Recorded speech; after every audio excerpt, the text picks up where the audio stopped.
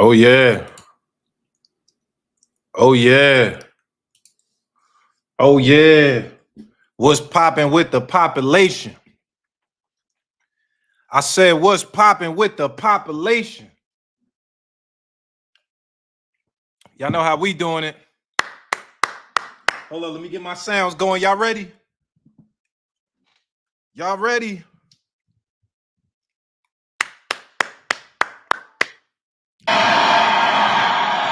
Let's go. Let's go, let's go, let's go. What's popping, Cigar Talk family? What's popping? We back again. Another Thursday. Last week was lit, man. Last week was lit. We had a great episode last week, you know what I'm saying? With Lamont Roach. If y'all was here for that, let me know. Let me know in the chat. Y'all was here for that last week. Lamont Roach pulled up. We talked about him, his story. We talked about the tank fight. He was talking spicy about my guest tonight. Tonight, we here. I had to bring up one of the most exciting fighters at 130. Oshaquie Foster is coming up to Cigar Talk today. Come on, y'all. Let me drop a bomb. Let me drop a bomb. Let me drop a bomb. It's a lot going on in the world of boxing, man. We got some great topics today, along with our interview. Y'all know how we do this shit. First, we get the, we're going to do the interview.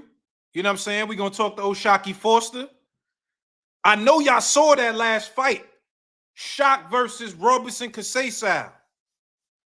That was one of the nastiest robberies I ever seen. Shiesty mask. Robbery. That was a straight robbery on Shock. So we gotta talk about it, man. That was a nasty robbery. But we got some great topics today, man. It's a lot going on in the sport. Let me see who's on the check-in, man. Miles, what's up? Miles, what's popping? David gonna murk Morrell. He didn't look good in his last fight. Which David? It's two Davids, nigga. It's David versus David, my boy. If you're talking about Benavidez. Yo, listen. The Mexican monster. He's showing and putting on. We're going to get to it tonight. Let me give y'all the topics for the night. Topics of the night. This is what we're going to cook on. Obviously, we got the interview. Oshaquie Foster is on the way. Oshaquie Foster is on the way. Salute to everybody in the chat. But let me give y'all the topics for the night. This is what we cooking. Number one, David Benavidez letting his nuts hang and fighting David Morrell. This one of the best fights of the year. Oh, excuse me. I think it's next year, but this one of the best announcements this year. Let me drop a bomb for that.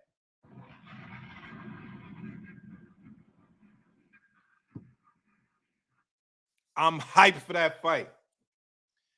David Morrell versus David Benavidez. I'm hyped for that fight. So we're going to talk about that. We're going to cook. We got that. Second topic of the day. Teofimo Lopez. Teofimo Lopez. I don't know if y'all saw the interaction that took place this week. I believe that was on Wednesday, if I'm not mistaken. Was that Wednesday? Was that yesterday? Or was that the day before yesterday? Teofimo Lopez and Terrence Crawford had an interaction on Twitter.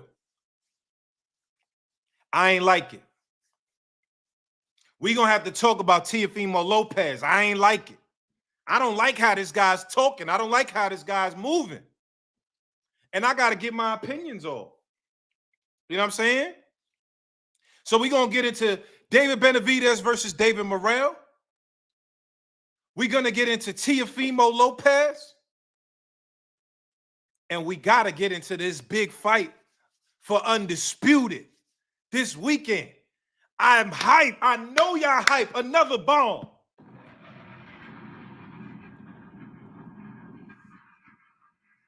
We got the Russian monster, Beterbiev, Artur Beterbiev.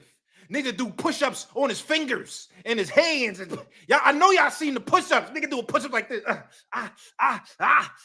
I know y'all saw that. Artur Beterbiev versus the master boxer, Dmitry Bivol, master of distance. Excellent jab. He gonna hit you with a couple combinations. He might get you straight 1-2. That's his bread and butter. But Dmitry Bivol. I was watching some more tape this weekend. I keep going back and forth, y'all. I ain't even gonna lie. I'm not even gonna lie. I go back and forth. I was having Bivol. I was saying Bivol's gonna win by decision. But I keep looking at the pressure. The pressure that Beterbiev brings to the table just different. That pressure just different, man. Yo, Mo3 was salute. Cigar talk on top, man. Salute. What's up, Mo3? Lenny P, what's popping? My guy, Big Mo, what's up, brother? Big Mo, what's popping? Let's go, let's go. Okay, West Coast. Salute to the West Coast, man. Salute, Phoenix. Yo, Sumar in the building. Salute, salute. John Perkins, what's up? All right. Y'all ready? Y'all ready? I'm about to set the table. Karma, what's up? What's up, Karma? Salute. Nasty robbery. You know what I'm saying? Carlos, what's popping, my bro? Uh-oh, my boy Val in the building. Ringside Views. Ringside Views. Make sure y'all check out Ringside Views on Instagram. One of the hottest boxing pages in the game. All right. Let's set the table. Let's set the table, y'all. Let's set the table. Before Oshaquie Foster gets in, because Shaq is on the way. Oshaquie Foster's on the way. Before Shaq enters the building, we got to set the table. It's important to set the table right now for this fight.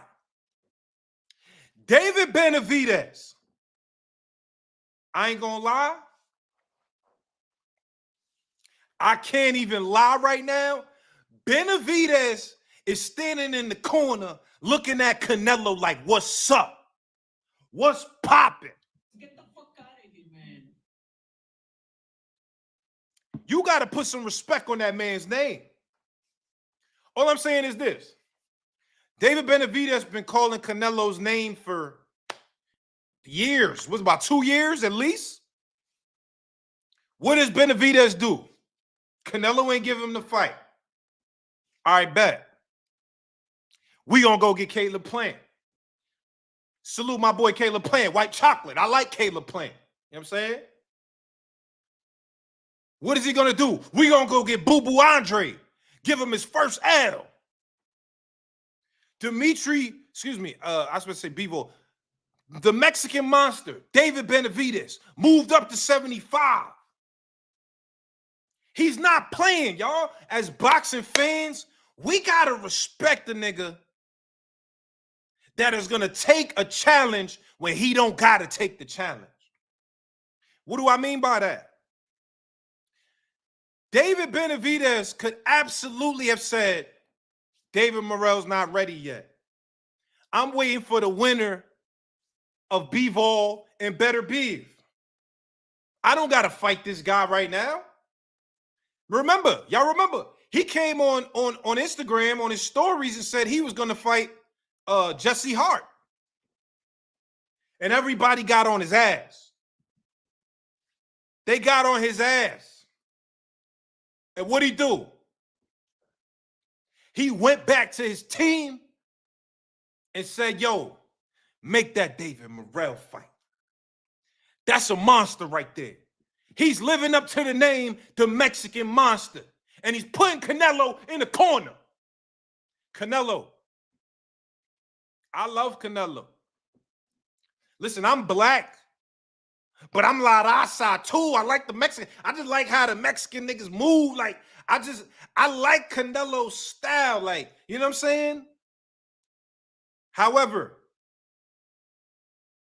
you gonna have to fight Benavidez, boy. You gonna have to fight Benavidez, my boy.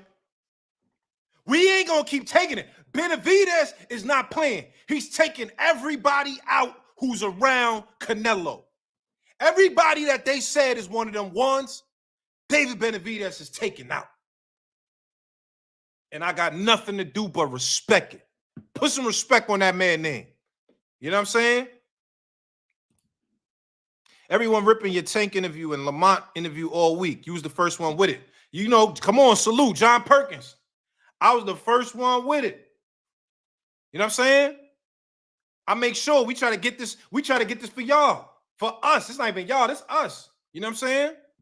That was a great interview, though. Salute. Benavidez gonna beat Morrell. So listen, I want to know what y'all think. Let's get the early predictions in the chat. While we waiting for Oshaquie Foster. Oshaquie Foster's on the way.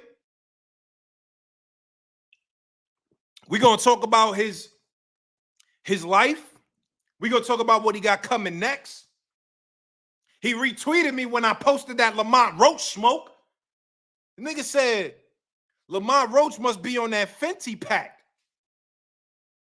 The fentanyl pack. I ain't gonna lie, the fentanyl is crazy. The fentanyl is crazy. Hey, boy, ain't no fucking way, boy. Boy, ain't no way, boy. Boy, ain't no way, boy. Boy, ain't no way, boy. The fentanyl pack is crazy. Lamont Roach looked me in my eyes and said, I'm smoking on Oshaquie Foster. I said, damn, why you so confident? Shaq a good fighter. Why you? We got to get it. Shaq responded on Twitter. That's one of the best fights in 130. That's one of the ones I want to see. We going to get to the smoke. But Oshaquie Foster, before we get to that smoke, he got to get this rematch and make it clear. I thought it was clear last time, but he got to make it clear to the judges. You know what I'm saying? How y'all feeling? Pressure burst pipes, no Diddy. Yo, Big Mo, you right. You right. Pressure and power ain't shit. Ringside views. Yo, Val, I don't know. Val, I don't know. That type of, I've been watching, listen, y'all. I watched the fight 3 times this week. Marcus Brown versus Arthur Beterbiev. I watched the shit 3 times. I would say the first 3 rounds, maybe 2, but it was like the first 3 rounds, he was moving, bang, bang, slipping, using distance, not staying on the ropes, hit him with a couple hard body shots. Marcus Brown was making Beterbiev look like, damn, is this guy really that guy? Is this the Russian monster? He made me second guess. Is this the Russian monster that everybody talk about? That hits the hardest? That do push-ups like this on his hands? He do push-ups on his fingers. Is this that guy? Until the 4th round came. That's when there was a headbutt. I believe it was the 4th round. It was a nasty headbutt. Marcus Brown headbutted Beterbiev. Cut him open, split him open, blood everywhere. Beterbiev, the Russian monster, said, I must break you. I must break you. He's really Ivan Drago. I ain't gonna lie, he's Ivan Drago. He's really that. Salute Ben Israel. We got to get to it. I want to know y'all predictions. Give me the early predictions. Give me the early predictions right now. Bivol versus Beterbiev. Make your fucking predictions right now. We got to see who knows the sport, who could break it down, and who got that IQ. Speaking of boxing IQ.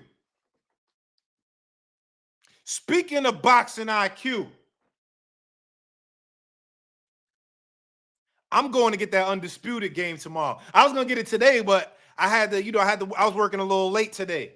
I'm going to get Undisputed. The boxing game. This is the first boxing game we had. Yo, come on, y'all. We got to support this as a culture.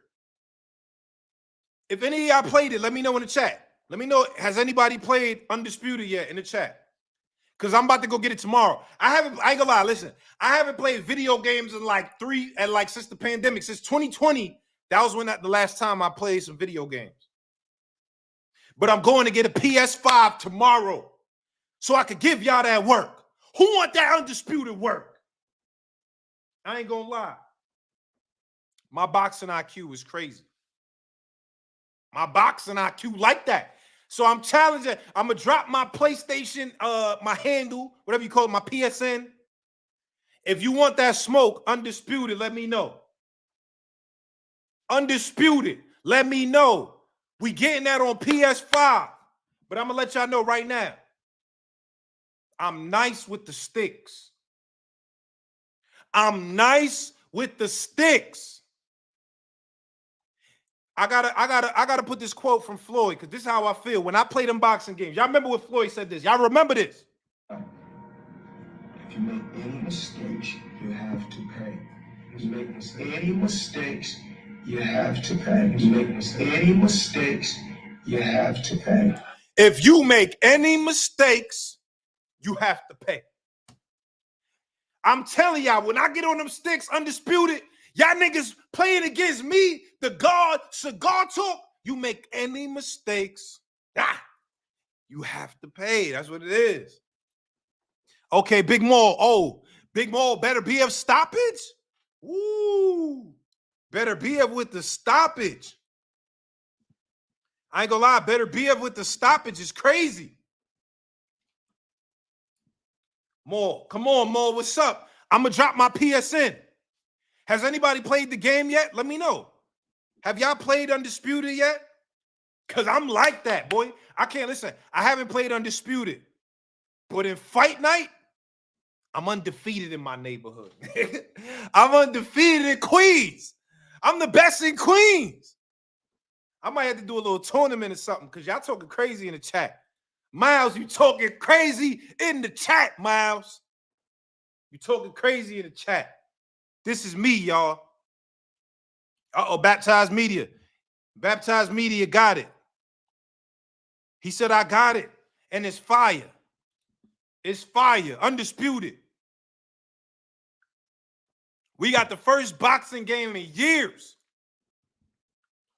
Let me see that. That shit gonna have to update for me to spend money. I've been watching the streams and the game don't look great. Yo, I ain't gonna lie, Big Kappa. You know what, Big Kappa?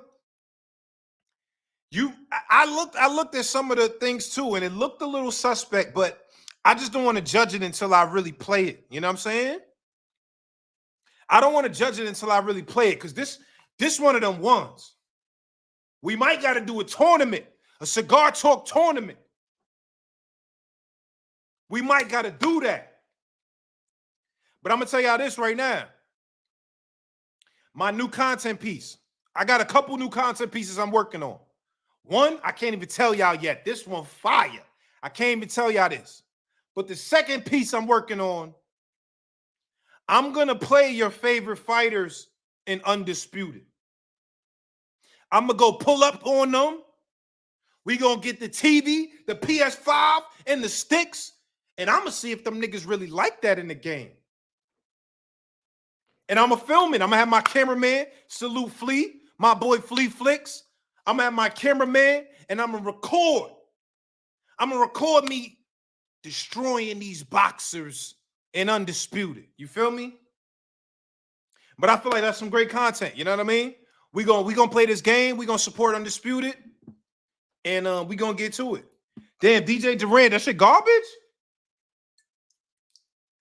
Why is it garbage? Why? For those of y'all just joining, salute. We in Cigar Talk Live. Oshaquie Foster's on the way.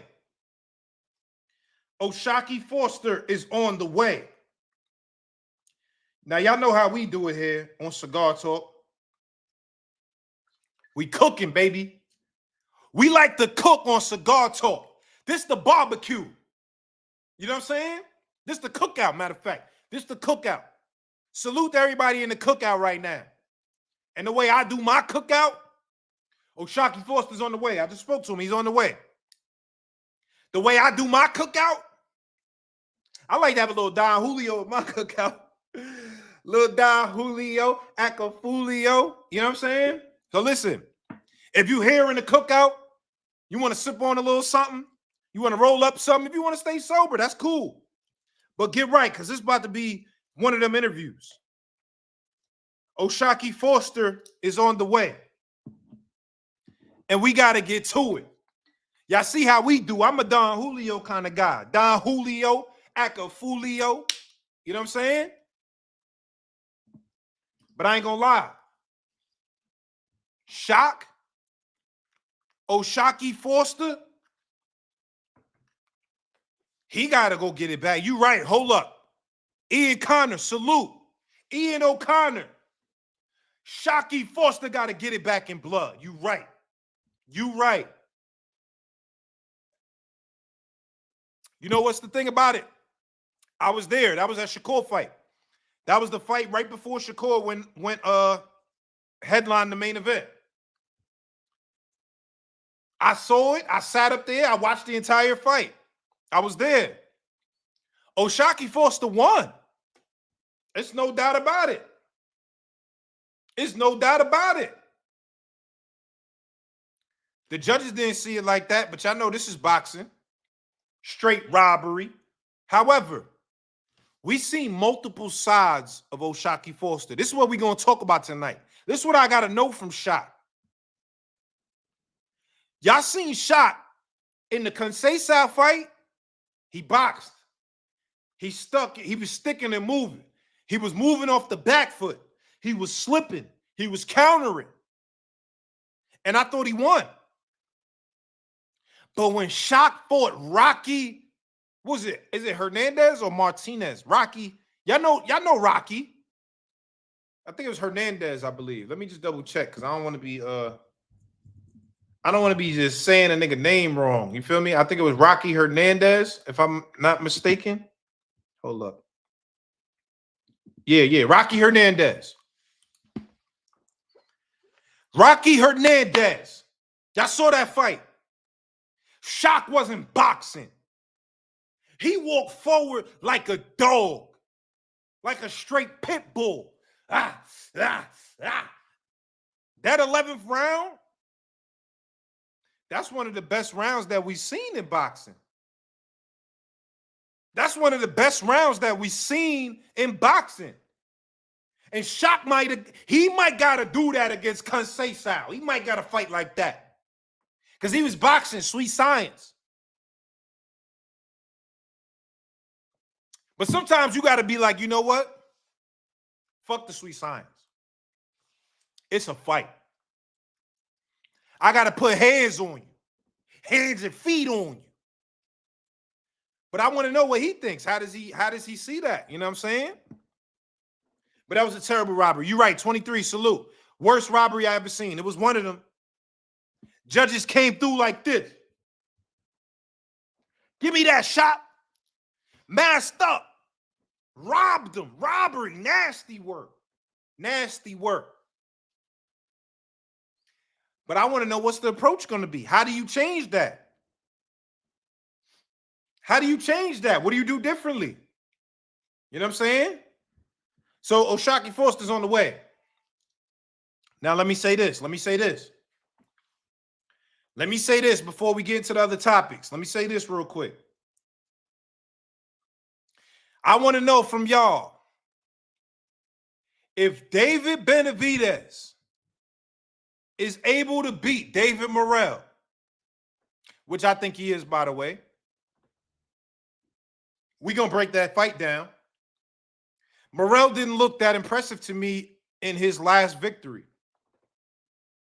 I watched David Morrell. I was there at the fight. You know, Terrence Crawford undercard. And Morrell is a really good fighter. I didn't see the adjustments that was needed to be made in that moment for me to feel like you're going to beat the Mexican Monster. Because the Mexican Monster got big nuts.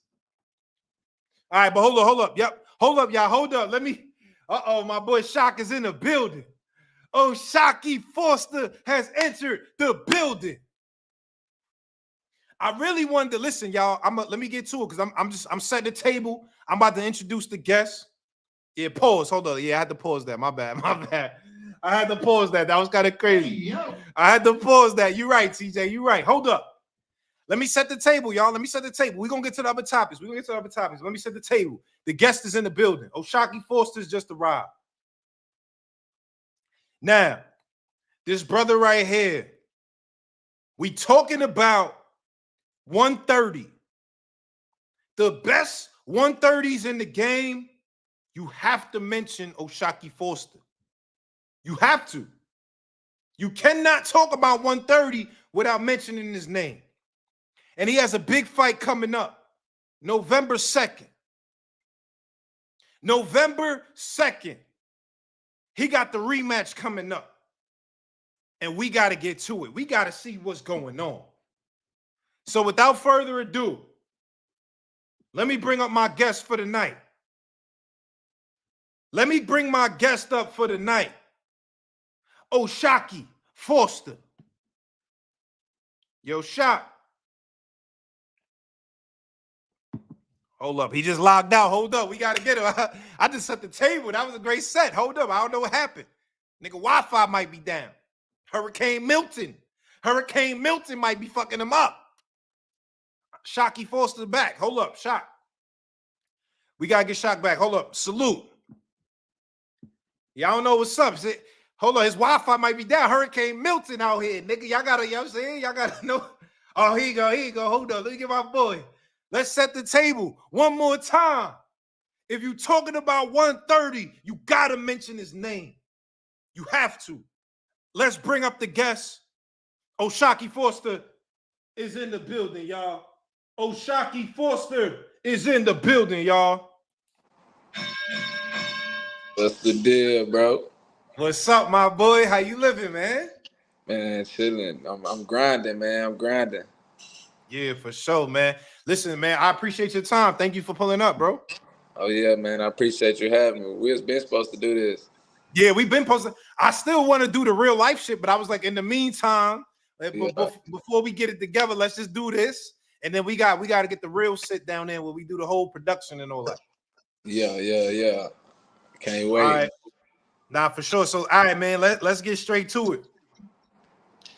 We watched that fight with Robeson Kasey. Yeah. I was there in Newark, New Jersey.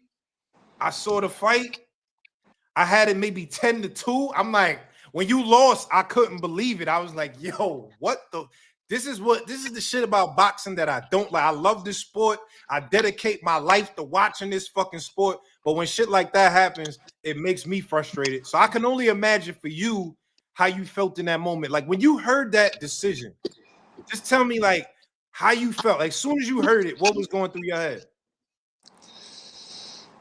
Hey, I was just like you in disbelief, man. It wasn't, I don't know, it wasn't no words that I could say. It was just like, I'm like, damn, I started questioning, like, damn, do I know boxing? Because I know this shit was just easy as hell. Like, I don't know. That I couldn't come up with nothing in my head, bro. I was just mad. Yeah, it looked, I ain't gonna lie, it looked like you was about to cry, like, you know what I'm saying, in the fight, and rightfully so. Did you feel like that in that moment? Was the emotions overwhelming?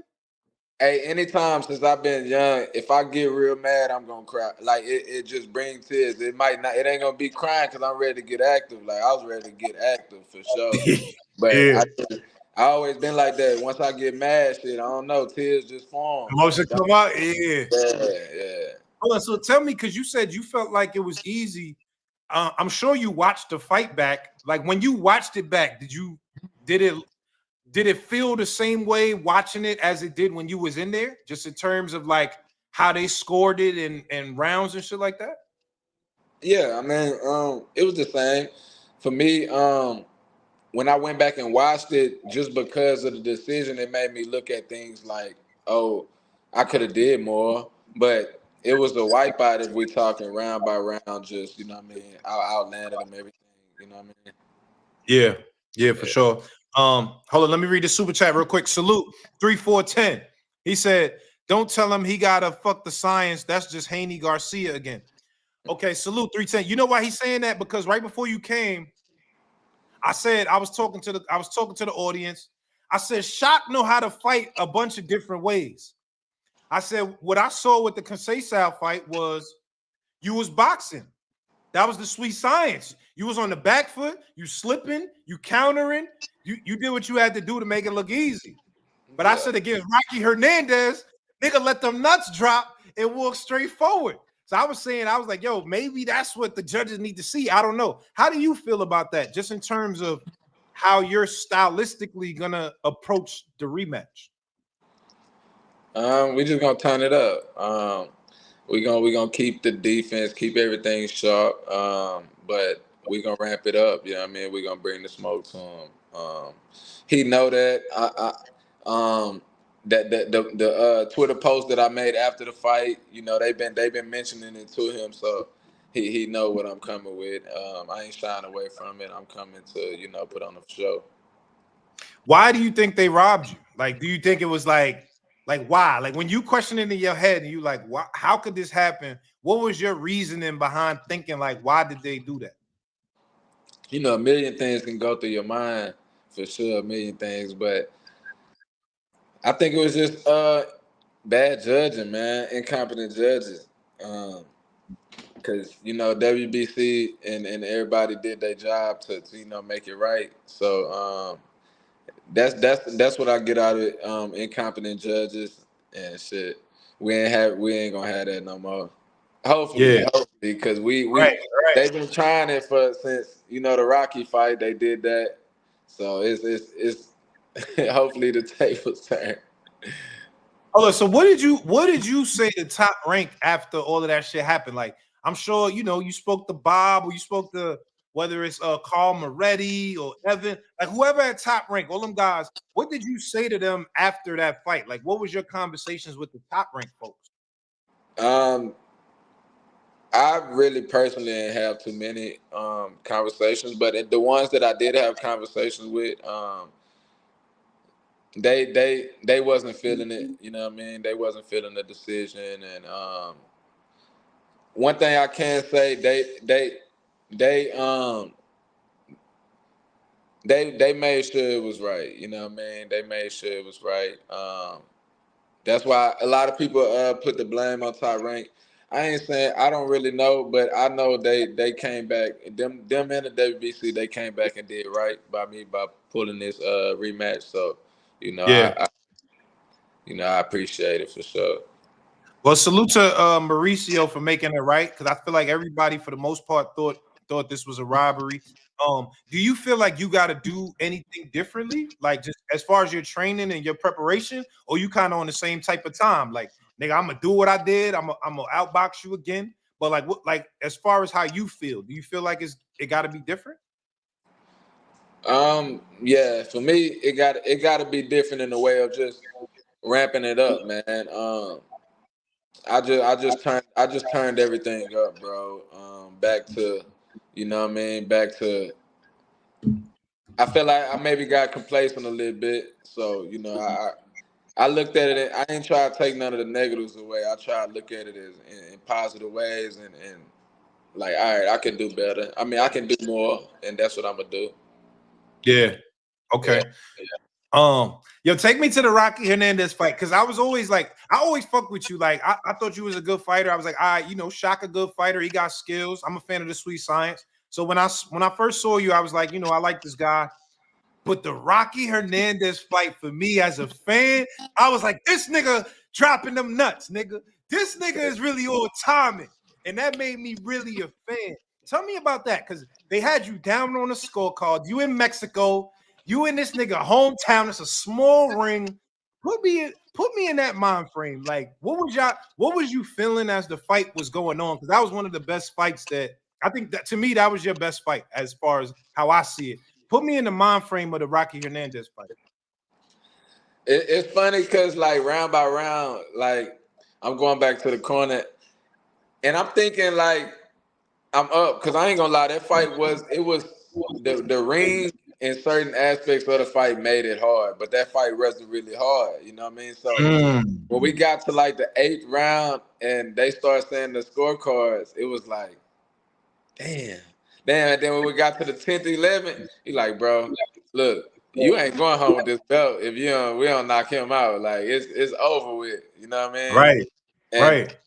I like you said, I got several styles to my fighting, and a lot of people just don't see it because I choose to fight a certain style with certain fights. You know, styles make fights. You know what I mean? You can't bang it out with everybody. But, you know what I mean? I've been had that in me. You know what I mean? It's just going to take, the right person to just bring it out of me. That's it. Right. Hold on. So it was open scoring for that fight? So you knew like the scorecards and everything? Yeah, sometimes the WBC could do that. So they'll show you the scorecards after the 8th. I think like the 4th and the 8th. I don't want to be wrong, but I know it's the rounds. Oh, it was open scoring. So look, so was it your coach that was like, yo, nigga, you down, bro? Like, get to it? Yeah, all of them. Because they was showing them the card. It was like 11-0. Like, it was white Right. You know what I mean? Like, bro, is he going to go in there and do what you going to do? Or are you going to leave without this belt? All right, so hold up. Can you let me know, like, all right, as a fan, right? Like, I've boxed before, but just on some like in the gym. I ain't never professional, nothing like that. But put me in a mind frame, like, all right, you down, and you like, I gotta knock this dude out. What go through your mind? How do you turn it up? Like, where do you gotta go to do that? Because I feel like we only see great niggas do that when it's like, I need a knockout, right? Like I saw Terrence Crawford where he fought Sean Porter. He said, Tim Bradley came on my stream. He said, it was me that was talking to him. He said, am I down? And Tim Bradley was like, yeah, scorecards say you down. And he got the stoppage. We saw Tank do that. Tank got the stop. Floyd say you down. We seen you just do that. What do it take to like what goes to your mind? Like what takes you to the next level to do that? Man, it's I don't know. It's something in you. It's something you can't be taught. You know what I mean? It's something deep down, like in the heart, because you know what I mean. You got to have a real belief and a real like can't nobody stop me. Can't nobody, you know what I mean, mess with me. Like attitude, and it got to go like deep. So that's why I feel like and you look at the backgrounds of the guys that you said. You know what I mean? They come from the trenches. They come from where it's really, you know what I mean? It's really rough. And same thing for me. So I feel like whenever you able to put all that into to your sport and that's your grind, that's your passion, that's where they come from. I feel like, you know what I mean? Yeah. All right, talk to me about that 11th round, nigga. That might be the best round of that round would have been the best round of last year, son. I ain't gonna hold you. Talk to me about that, because you had him hurt, then he had you hurt, and there was this, like, that was a straight bang out. Put me, like, where was your mind at during that round? Man, at the beginning, I knew I was gonna hurt him because the round before he was like running, like he was running around the ring. I knew I had hurt him. So when I switched southpaw, I caught him with the left uppercut, and he kind of went back, and I'm like, all right, I got him. So I get the winning away. Yeah. And some told me, like, because I used to see guys, like, all right, I used to see guys, like, just let some shots go and they stop the fight, right? So when he turned his back on me, I'm like, oh, they supposed to stop it right there. All right, let me just run something off. They're going to stop it. I did the dumbest shit, man, just throwing a little flurry, keeping my chin up. And Buddy, like, cracked, like, it's funny because I saw the punch coming, but I was so much on some just up forward. Right. It just cracked me. And like when it cracked me, like it just took me to that mode. Like I was like, let's work. Like if you look at the video, you can see me say, let's work. You know what I mean? You know what I mean? Let's get in there. So it was like I don't know. That's kind of shit fun to me. I ain't gonna lie. Like fun to me too, nigga. Fun to me too. I'm thinking like, no, this nigga did not. Just hold up. Yeah. When you get hit with a punch like that and you hurt, like, what is it? Because I was just talking to everybody in the chat. Salute to the homies. This the Cookout Cigar Talk. We are undisputed. You know, the video game just come out and a nigga hit the punch and it's like everything just solid. What do it feel like to really get cracked and then like you hurt but you just still going? Like, what do that feel like in the moment? Oh, not for me as far as like everything got silent or nothing, but it was like when he hit me, I tried to take a step, and then my it kind of felt numb, and I went to the ropes.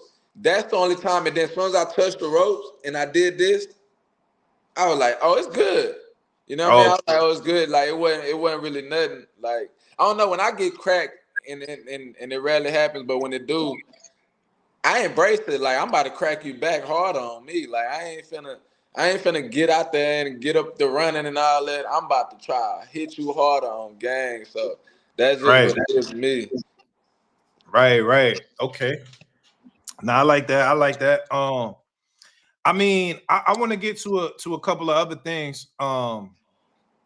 First, one of the things I wanted to talk about, because I know, doing my research and listening to your story, like you from Orange, Texas. Tell me about Orange, because I don't really know too much about Orange, man. You know what I'm saying? Like I know Houston and all that. I heard of Galveston. I don't know too much about Orange, but like what was it like for you growing up in Orange, Texas? It's a mix of I mean, it's like everywhere else, man. We off I-10. We the last city. When you leave in Texas, we the last city before you get to Louisiana. You know what I mean? So it's a lot of stuff coming through the city. You know what I mean? We're a football town. When I'm the first world champion that came through. Really just crime infested. Um, I it ain't really. Man, it ain't somewhere you just would choose to just go, bro, because it ain't too many. It's a lot of black people, but it ain't. You know what I mean? Like I don't know, man. Right. It's like any other town, bro. So I mean, because when I'm listening to your story and doing my homework, I know you was into a lot of street shit. Like you got locked up a couple of times. You faced Yeah, some real time. Like I think it was one time that I saw that you said you was facing 10 to 20. yeah. Talk to me about that part, because I always think that's interesting, where a guy who got the level of talent that you got, but still like on some street shit, like you know what I'm saying? When was the point that you kind of took it from like, all right, I'm gonna go from 1 foot in, 1 foot out to 2 feet in boxing? Well, when did that happen? When I seen it was my last chance. Cause I mean, I know they be like a lot of boxers can't be street dudes and what the woo. It wasn't really the case. Is if you living in that, you know what I mean. If you live in that, if you live in the trenches and stuff like that, the only way you get away from it is when you go to the gym or when you go to these fights. So anytime I came back to my, you know what I mean, the same old stuff. But after that last time when when I caught the attempt and shit. Temp Merc. Yeah, they dropped it to aggravated assault, but yeah, they was they wouldn't bail me out. Like we was trying to get bondsmen to bail me out. They wouldn't bail me out. They had me on like flight risk and stuff. So just sitting there and not knowing what was gonna come next, I was like, man, look, if I get another chance, I'm finna see where I can go with this by putting 1,000% in it. You know what I mean? So and that's what happened. Really, I started having dreams and praying and stuff while I was in there, and I started having successful dreams. You know what I mean? And that's what kind of giving me inspiration too. You know what I mean? So Yeah. when I came out, I just pressed it. How long you did? I was in. It was like 5-6 months at that time. Like, but when I didn't never like when they brought me like I said, it was one of them things where you couldn't see when you was coming home because they wouldn't bail me out. Like, Right, you know what I right, mean? So like, usually they take small percentage. They was asking for like 30%, you know what I mean, of the bond type thing. right. So it was like then we I got a had lot. Hurricane Harvey would hit while I was in Oh, right, there. right. They didn't evacuate us, so it was like all of that, you know what I mean? Oh man. So I know that because 6 months is like, it's not long, but it's long. Like I did 24 hours. I was like, nigga, I'm never coming back. This is crazy. What the fuck? Hell no. Okay. Hell no. I ain't never coming back here. But listen, hold Yeah. up. Tell be like, all right, you as a nigga that you boxing, right? But you know how it is. Like if you inside, it's it's a lot. It's niggas that want to test you. It's people on timing. When you was in there, did you ever have to like get on some timing in there? Like you had to show what you was on, or was it chill? Yeah, one time, man. One time, bro. This dude, he thought we was playing dominoes, man. He thought we wasn't even betting or nothing, bro. I swear to you, we wasn't betting or nothing. This dude thought I pin whipped him for 10 points. So like after that, he was straight beefing with me, bro. Like straight beefing. So like the whole time though, Keith, my manager, like he was still locked in with me. He telling me like let him make it because they didn't want me to get no other charges to go to the shoot. Cause Right. like I'm in the blocks where it ain't no security guards. Like they come check like every, you know what I mean, every hour or something, every 2 hours. So it go down. Like Yeah, it go down, you know what I mean? There's the 12 people in that mug, so you in there. But nah, I ain't gonna lie, I had to do bro bad, but it was I ain't want to do it, man, because you know it's already segregated in jail. You know what I mean? It's already segregated. You know what I mean? Yeah. And buddy, you know what I mean? You just don't want to do your own people like that. And so I was like, I really wasn't messing with it like that. Hold on, did you whoop him? Because like I be thinking like I had Shakur Stevenson on here like 2 weeks ago, and we was talking because I interviewed Canelo and I did a face off with him. I'm a big dude. Like if I was a boxer, I'm a heavyweight, bro. Like I'm 6'4", I'm like 6'5", 220. And I'm looking at Canelo. I was like, yo, I might be able to take this nigga on something. Like, nigga, fuck no. Hell, he'll beat your ass. I'm saying, so as a fighter, if you fighting a regular dude, is it like the same as a boxing, or is it easier? Like you fought that guy in jail. Like, what's the difference? Man, it's crazy because it's funny you say that because the first time I fought him, the first time, nigga, how many times y'all fought? We D'd up twice, but the first time I fought him, like he D'd up, and it was like, bro, like I'm like, bro, I don't want to do, cause like he D'd up with like some street shit, like some real street fighting stance. So like I just like jabbed him in the chest and I hit him to the chin, and like I'm like, bro, I ain't finna fight you, bro. I'm cool, bro. Like I ain't finna do you like that. With the woo. He chilled out. I guess he seen that it was gonna go bad for him. He chilled out, and then right after Harvey hit, like the electricity and everything would go out and everything. So we had a little TV in there. He's sleeping under the TV instead of on his bunk bed. So I programmed the TV. They didn't know how, so I programmed it where everybody we can watch cable. Dude, get up, get the rumbling, woo woo.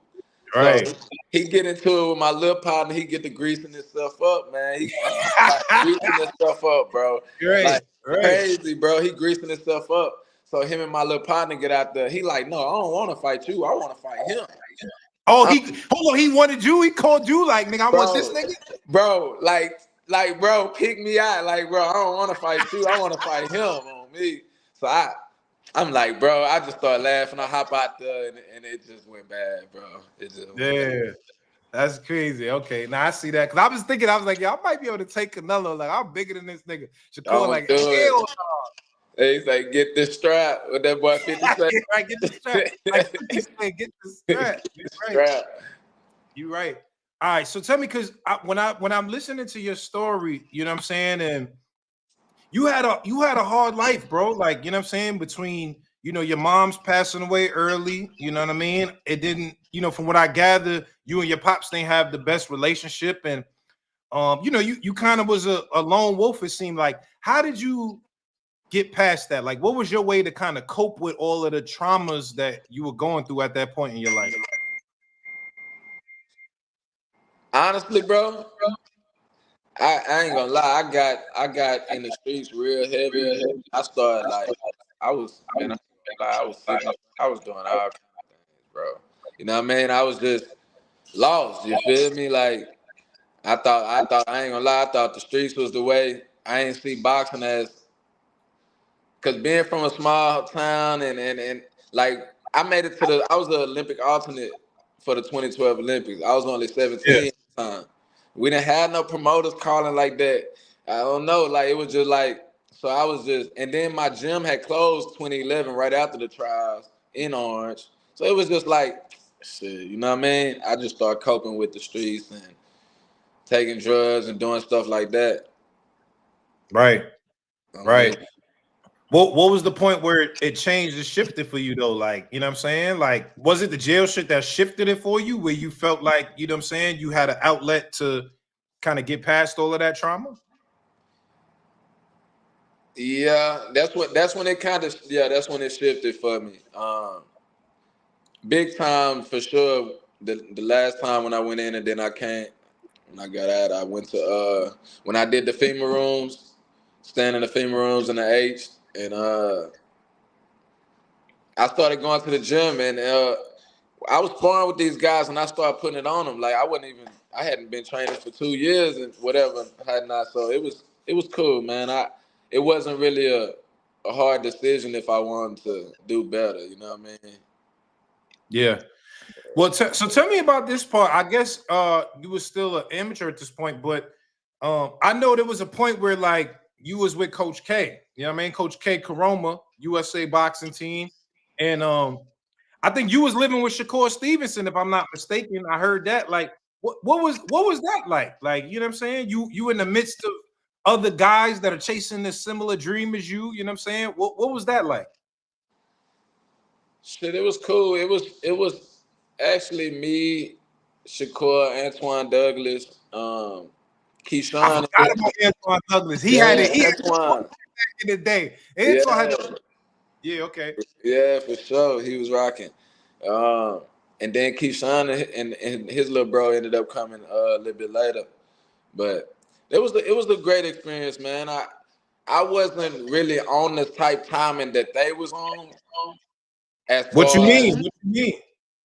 they was going hard. I ain't gonna lie. Like when they pulled me to Virginia, they pulled me to Virginia to try to change my circumstances. You know what I mean? Because they seen that I wasn't really taking boxing serious. So my promoter at that time, he the one that sent me up there with K. And that's how I had met Shakur and them. They picked me up from the airport. But them boys was locked in. Like, I'm not gonna lie. Like, man, I couldn't. The first couple runs, all that, man, I was so out of shape. All that, them boys was getting it. Like, they was getting Right. it. And so it was a great experience though, because I going to the Olympic Training Center, we was doing a lot of traveling, a lot of sparring with each other. You know what I mean? Going to Gary Russell and them gym. It was a great experience, man. It was, I take all that. It was love for sure. Asher says, "Does Shakur do dishes?" Lead him and say, "You stupid, bro. You stupid." All right, hold up. He say, Big Mo says, "Did y'all ever fight at the crib? Like, was it ever? Because that's nigga. It's a lot of testosterone in that crib. It's a lot of niggas. It's a lot of shot. Come on, let me know. I know it had to be some kind of smoke in there. I already know. Nah. Not that I seen. I ain't never seen nobody get into no fights over there, man. Well, what did you learn from them guys? Because obviously, Shakur is a world champion, 3-division champion. Keyshawn is on his way to being champion. You a champion. Like, what did you get from that time period and like seeing other guys that's in your space really like working and getting to it? What did you take from them? Well, Antoine was really the goalpost at the time because Right. he was the one doing the numbers and he was the main event guy at the time. Shakur was still in the amateurs. Keyshawn was only like 16 at the time. You know what I mean? They was young. But work ethic, you know what I mean? Work ethic and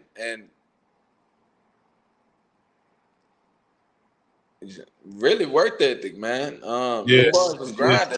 Like I say, they was getting it in. No lie. You know what I mean? All right, Shock. I know you sparred niggas. Give me the come on, baby. Give me the what were you sparring these niggas? What's the vibes? Like, was they getting on you? Because you said you was out of Nah. shape at that point, or was it like it was competitive? How was the sparring when you talking about sparring guys like Shakur and Keyshawn? Me and Keyshawn ain't do too much sparring back then. We didn't do too much sparring. We sparred a little bit, but he was young, so I was just really working with him. Shakur, we sparred. It was good work. It wasn't never no like Shot, give me the play-by-play, baby. Come on, nigga, give me that play. All right, because the real work, not really is because the real work came after. Like when I came back to Houston, I started training with Bobby, and he signed with Prince now. That's when me and him really started sparring. You know what I mean? Oh, so y'all sparred in Houston too. Y'all sparred in Houston. Yeah, that's when we had the most sessions. Like when I stayed with them, we didn't spar as much as we did you know what I mean, when he turned pro out here. You know what I mean? Yeah. So, it's lit, man. The sparring sessions lit. All I can say is, man, look, I handle my business. I ain't. They'll tell you, they would have been told you if anybody got the best of me. You know what I mean? Yeah. It's good work. You know what I mean? That's all I can say is good work. You know what I mean? I'm an action core, nigga. You better let me know, Shock. Let me know, baby. Ask them. Yeah, they had. It was a lot of people watching that sparring, man. We sparred so much, and around that time, man, they had people from his camp, people from my camp, they was FaceTiming to watch the spar. Like, Oh, it's watch the sparring? it was lit. Like, it was busting. Yeah, one of the ones. Okay. All right. I know you saw it. I had Lamont Roach on the show last week. He was talking kind of greasy. I ain't gonna lie. Yeah. He fighting Tank. So last week was lit. It was one of them episodes. I said, because somebody asked the question, they did a super chat. They said, yo, we want to see what's up with Oshaquie Foster. We want to see that fight. And he like, man, I smoked Shock on my mama. And I was like, nigga, you sounded confident. Like, why you say that? And he like, yo, word to my mother, I'm smoking Shock. So I like, all right, I know I retweeted it. It did like 100,000 views. Like a lot of people seen that. When you seen it, what did you think when you saw that? You said he's on the 50 pack. You said he's on that 50 pack. I'm like, yo, this dude is tweaking. Bozo for sure. Big bozo. It's crazy because I seen him say, oh, I'm one of them guys. You can ask these guys, they done been in the ring with him. Bro, we never shared the ring. Because if we shared the ring, he wouldn't be talking like that. I promise you. If it was amateur, sparring, whatever, anytime I would have met him in the ring, he wouldn't have been talking like that. Because anybody that's been in the ring with me, you don't hear him talk like that at all. You know what I mean? You don't hear that. You know what I mean? So, but see, guys like that, he talking so much, man. He better handle his business in December. You know what I mean? There's gonna be a lot of, you know what I mean? A lot of backlash. You doing all that big talk, boy. Don't go out there and shit the bed, wet the bed, man. Don't do it. Go out there and do it. Nah. Let's do it. Hold up, but listen, I ain't gonna lie, because listen, I be talking my shit. I be hyping shit up as like, I'm a media. I got a big platform. I ain't doing it about no real beef, but y'all two niggas is really, y'all two of them guys at 130. So I feel like that's one of them fights that we want to see. When you looking at that fight and analyzing his game, what do you see? Because obviously I seen y'all go back and forth on Twitter, but like when you analyzing his game, what do you see? He basically, I mean, if you asking me, bro, like you really asking me, yeah, he do everything good, nothing great for me. He's average. See, the thing is why I don't really respect all that talking and da. You ain't fought nobody. You ain't defended your title. You defended your title against some. Come on, man. We know. You know what I mean? So we stacking up resumes with him or anybody else that's champions that third, like me or Nav. It's no comparison. You know what I mean? The guys that we've been in there with compared to so it's just like. Hold on, you don't respect what's his name? Damn, what's the dude that fought Tank? Hector Luis Garcia. You don't respect Garcia? Nah, I respect Garcia. He was a champion. I never disrespect no champion. He was coming off that loss with Tank. Literally been like almost a year, right? Yeah. Split decision, right? And only it would have went to Hector if he didn't get that knockdown in the last round. Right. So And then he come out talking all rough after that, and it's like, bro, you gotta prove yourself still, like, bro, you know what I mean? Like, Yo, Shock, I'm not gonna lie, nigga. I got the whole Twitter hype to see that fight, nigga. Niggas is DMing me, hitting me like, we want that. Oshaquie Foster versus Lamont Roach. The people want that, bro. Is that something you open to? Do you want that? yeah, I want him and because they both talk too much. I don't even care if it's for a title, but I want to see them down the road. Him and Ray Savage, whatever his name is. Both of them boys, because they talk too much, bro. I don't even care if he got a title, none of that shit. I want to see him, brother. Like, I want I want to put some pain to brother. No cap. Like, he talk too much for sure. Yo, Shock, I ain't gonna lie. I like that energy because, listen, they asking me already in the comments. It's mad people saying, ask about Ray Ford. It's mad Ray Ford in the comments. How do you feel about his game? Like, he just came up. He's at 130. He's in your division. I saw y'all going back and forth on Twitter one time. When you analyzing his game, what do you see? Do you feel like that's a matchup that's gonna be tough for you? Is Ray Ford a good fighter, Shock? He the dollar store version of Shakur. That's it. Like, that's it. That boy ain't he. I bet I could. I promise you. I swear to you, bro. When I do finally put pause on him, y'all gonna see what I'm talking about. For sure. Woo! For sure. I like the energy, Shock. I ain't gonna lie. You got a lot of fans in here. Niggas is liking this energy, bro. He talk too much, bro. That dude talk too much on game. Okay. I ain't never All met right. him in my life for him to be talking like that. Like, bro, I don't know you. Right. I like that energy. All right.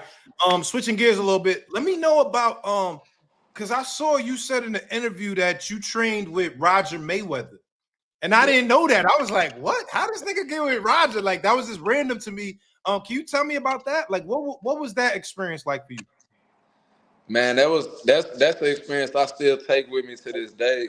I was like 14 when I went out there. My pops, we had moved out there, and yeah, I was training with Roger for about a year and a half. Hey, he fucked with your boy, man. I ain't gonna lie. Yeah, he fucking with you. Hey, Because he don't was like a lot of niggas. He one of them niggas, like, if he don't fuck with you, he gonna let you know, like, Yeah. man, you know shit about boxing. Get your ass out of here. Yeah, now he was trying to put me on, like, because I was the only amateur. He had a nephew that was fighting, but Floyd was kind of in his prime still at that time. It was like '08, you know what I mean? He was still in his prime, so he was trying to do a lot with me. He got me in that Ludacris, you know, that Undisputed video.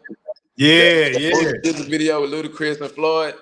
Yeah. Like, I'm in the background sparring and everything. Like, he was fucking with me tough. He, you know what I mean? Rest in peace to the GOAT, for sure. Rest in peace to Roger. Hold on, what was it? Was he training you? He was teaching you Yeah. shit? Like, what did you exactly get from him like that you feel like helped whatever you was doing?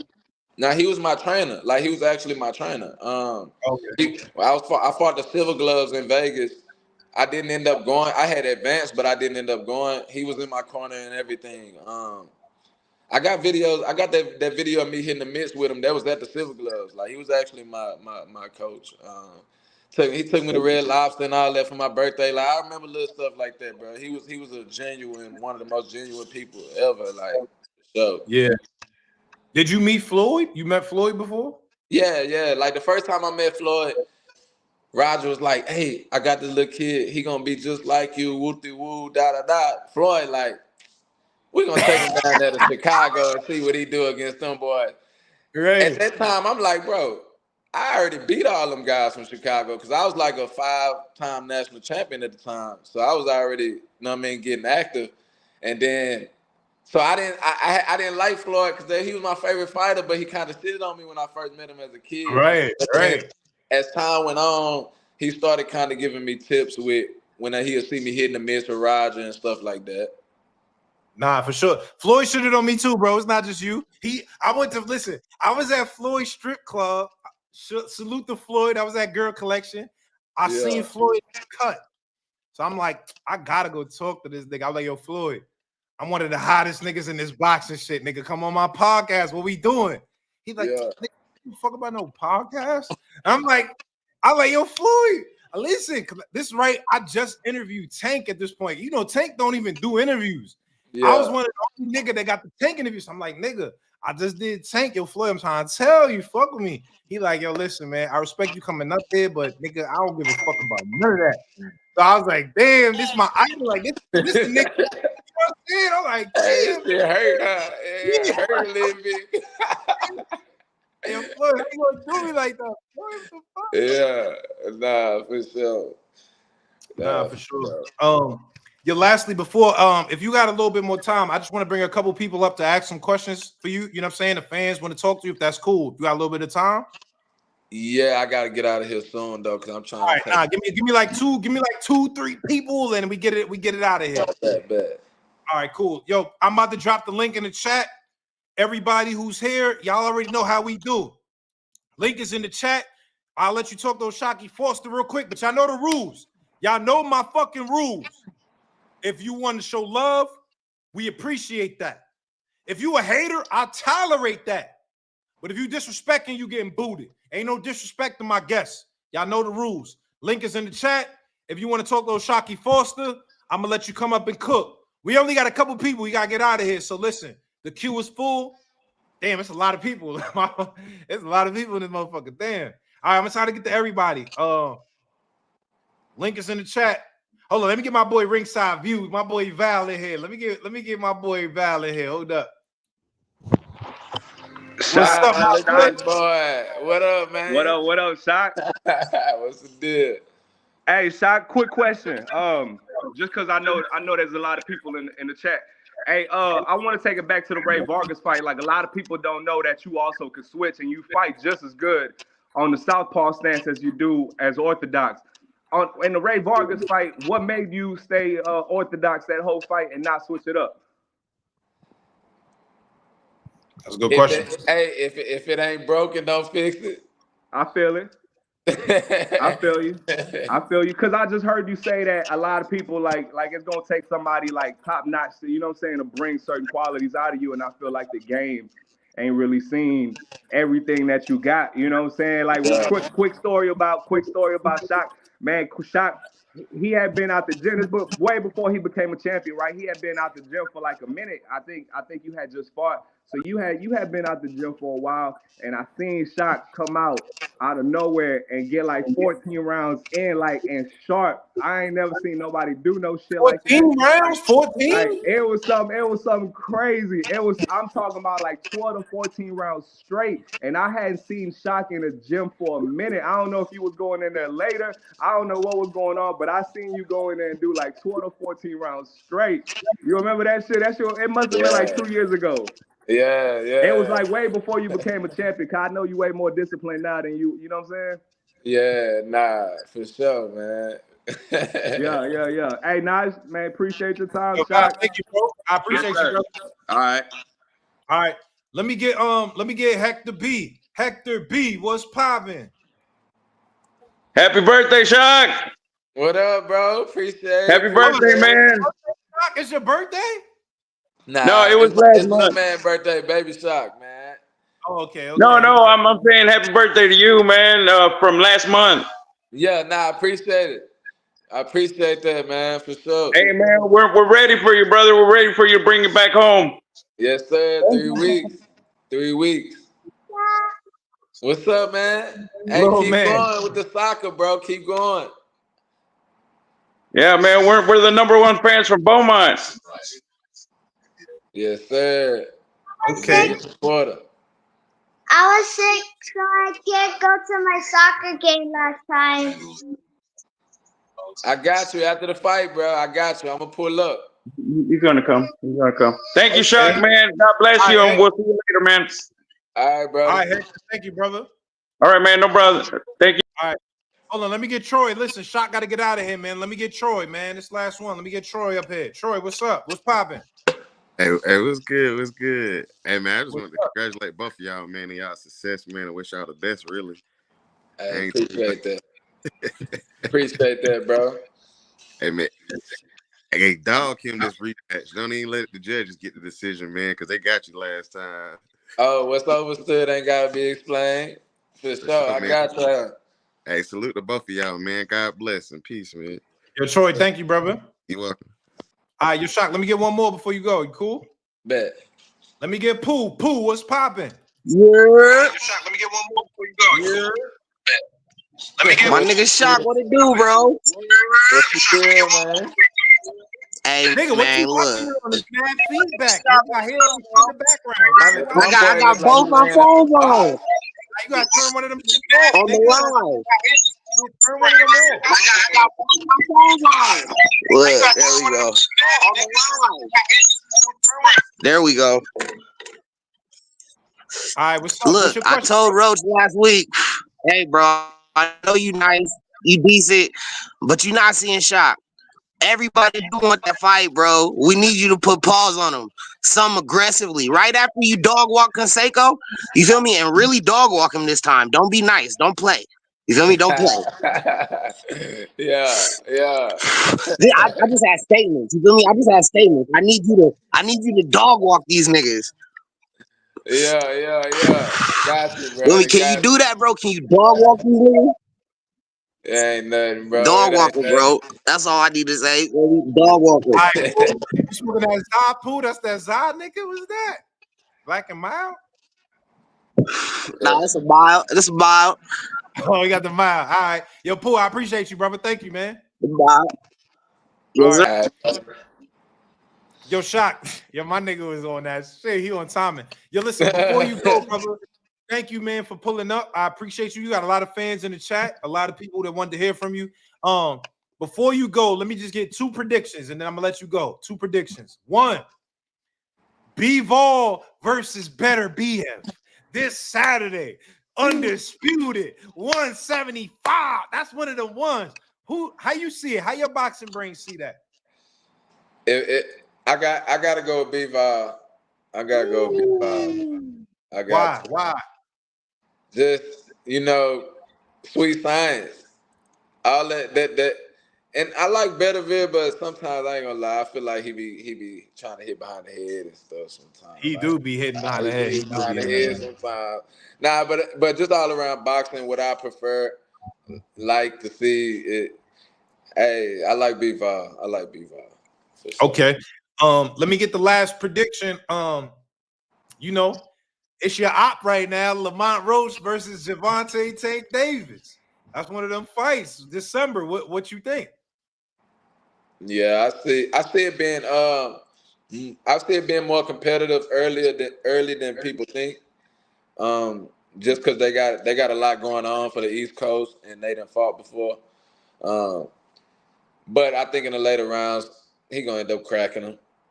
Yeah, I think he gonna end up cracking them for sure. Okay. Yo, you play video games? You playing the Undisputed? You playing that game? Yeah. I'm kind of nigga, mad at we're Undisputed though, because I was supposed to be on the game. I don't know what happened. All right, stop, nigga. I did my scans and everything, bro. I don't know what happened. But I don't know. They need to fix some shit. I don't like how it's 2 different buttons to block from the head to the body. Like, it's too much in boxing to have to do all that. Like, you know what I'm saying? All right, you can't be doing this, bro. Yeah. You feel me? Like, right. All right. Yeah. Listen, nigga, we gonna have to get it in. I want to do the real sit down. We gotta do the real sit down and get to everything. I'm gonna go over everything. But nigga, we gotta play that game too, because I gotta play the game with y'all niggas, man. You know what I'm saying? Nah, for sure. I'm with it. All right, listen, I appreciate your time, brother. Thank you, man. I appreciate you having me, brother. All right, for sure. Later. Later. Yo, listen, y'all. We just had Oshaquie Foster in the building. That was a great interview. My 2 takeaways from the interview: that nigga want the Raymond Ford smoke. Hold up, let me get the...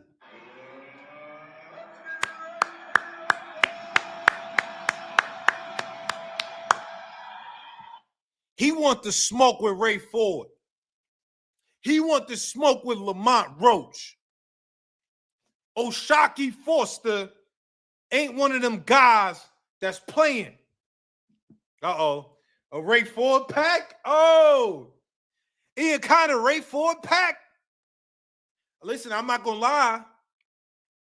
Ray Ford is one of them guys, though. Y'all seen what he did to Odebek.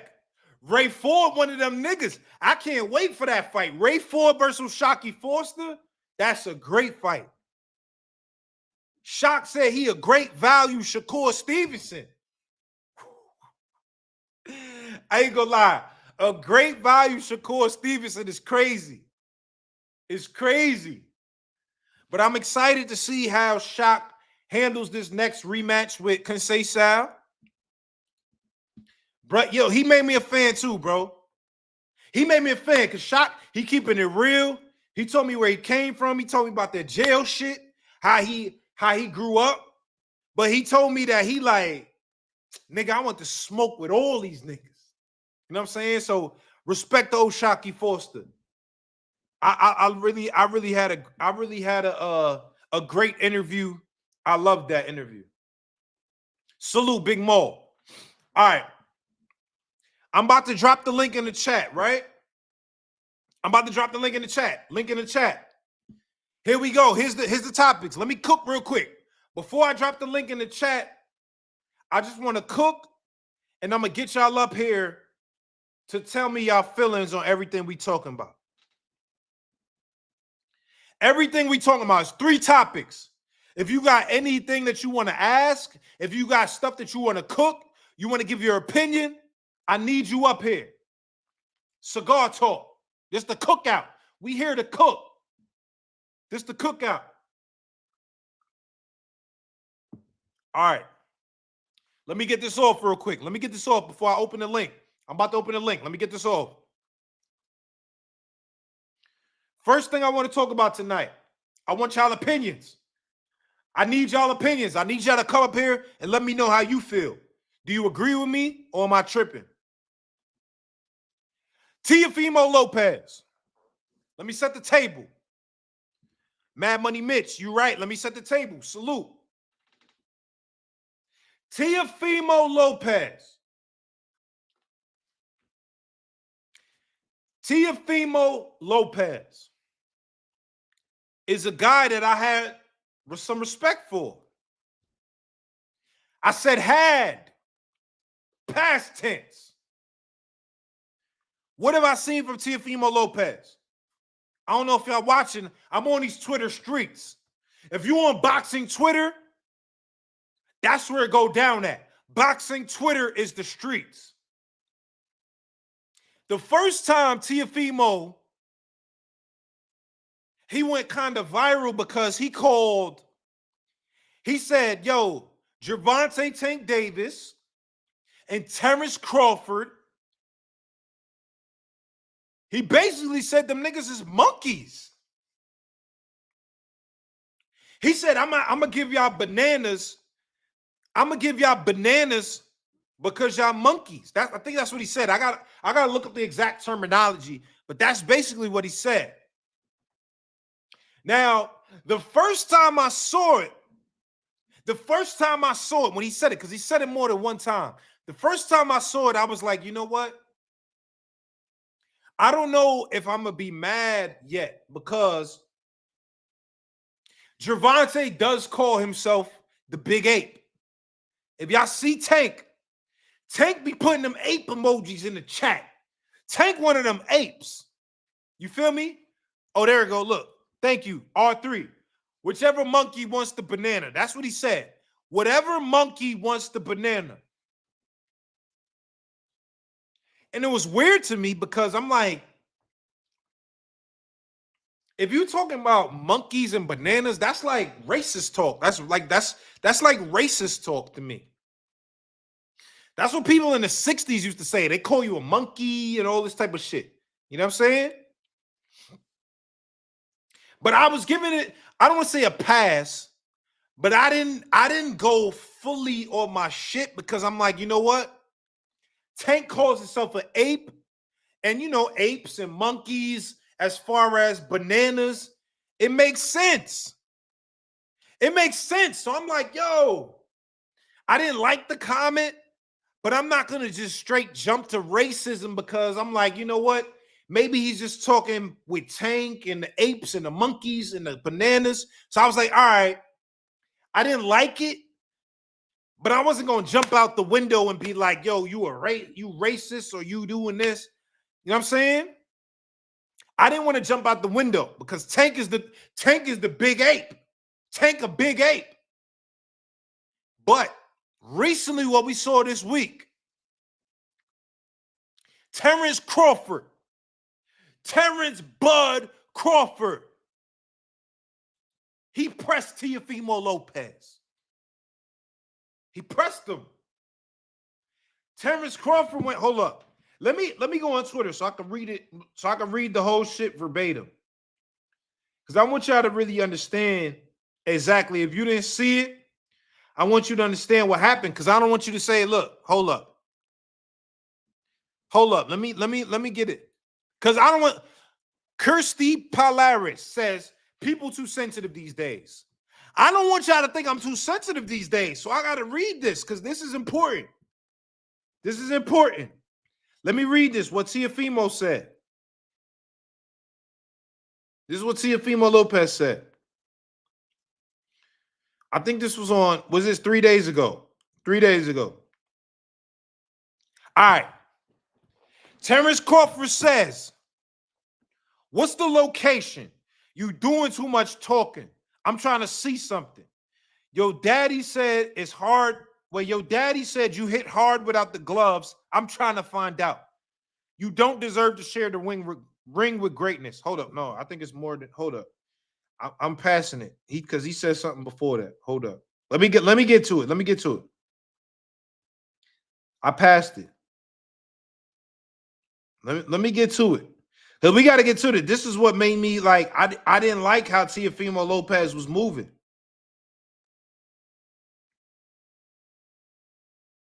All right, here we go. Here we go. I got the tweet up. I'm on Twitter. I got the tweet up. Terrence Crawford says, this is 10-5, October 5th. I respect all fighters, but Teofimo Lopez only fought 3 fighters worth even talking about, and that's Lomachenko and Ortiz beat him. Taylor lost his fight before Teo and definitely should have moved up to 147. But we know why he killed himself to move to 140. That's what he said. This is Terrence Crawford. He talking to Teo. Because if you know what's going on, Terrence Crawford was at the fight and he pressed Teo. That nigga Terrence Crawford was in his face with the look at the finger. Terrence Crawford was in that nigga face. Now, let me look at Teo page because we got to get to it because I want y'all opinion. I'm going to let y'all come up and cook. Y'all got to know what I'm talking about. If I'm tripping, let me know. But this is what he said. This is what he said. He says, Teofimo Lopez says this right here. You ready? Laugh now, cry later. Terrence Crawford, I'll fight you for free. Destroying your legacy is worth more than money to me. Hold up. I don't even see his banana tweet. He basically said, so Terrence Crawford said, where you at? I'm in Las Vegas. Terrence Crawford posted a picture. He's at the Top Rank Gym with the middle finger up, saying, fuck Teo.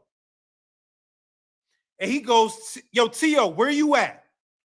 Teofimo says, I'm at the grocery store buying bananas. Buying bananas. Get the fuck out of here, man. Get the fuck out of here, man. Teofimo Lopez is running with this whole notion that if you're talking to a black person, you're going to talk about bananas and monkeys and all of that. I'm not going to lie, bro. Where I'm from, niggas get hands put on them for shit like that. Niggas get hands put on them for talking crazy like that. Terrence Crawford sat up here and talked to Teo and said, yo, Teo, send the location, nigga.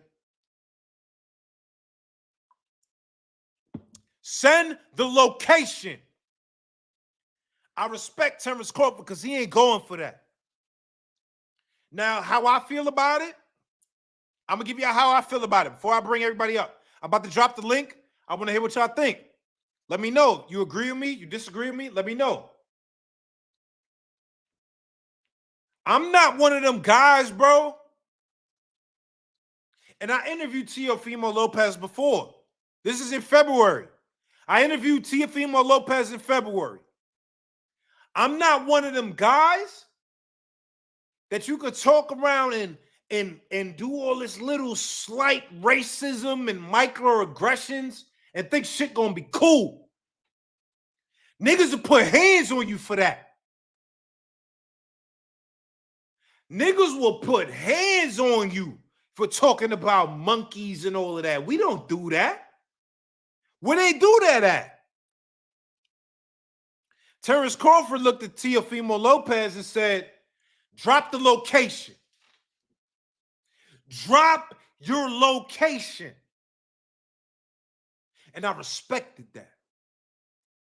Because Terrence Crawford, don't fight. I'm not with, you can't talk your way into a fight using racist tropes. You can't racist your way into fights. And we can't support that as fight fans.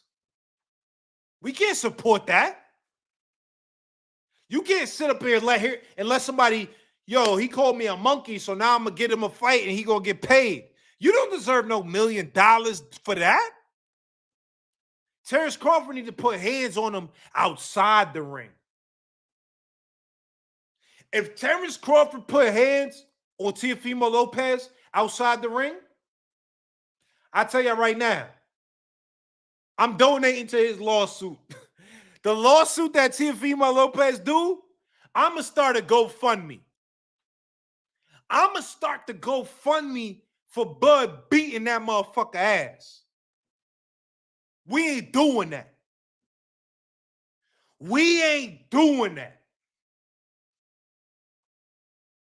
And this is one thing you got to understand. Yo, salute Ian Connor. Martin Crawford King is crazy. Martin Crawford King is insanity. I ain't gonna lie, that shit's hella funny. Martin Crawford King. Salute to Martin Crawford King. Crawford X. My nigga Crawford X. Let me get a sound for that. Hold on. Let me get a sound. Let me drop a bomb. Crawford X. We not jacking that. And I tell you why. We cannot, as a community, this is our community. This is Cigar Talk. This is the Cigar Talk community. We cannot let somebody come in here and talk racist talk and get paid for that. Because if you do that and we accept that fight, anybody's going to come up in here and they're going to start calling you monkey. They're going to start calling you nigga. They're going to start calling you all type of shit because they know that is what's going to get them a fight and that's going to get them paid. So Teofimo Lopez, we not jacking that. We not jacking that. And when I see Teofimo personally, I'm going to let him know how I feel.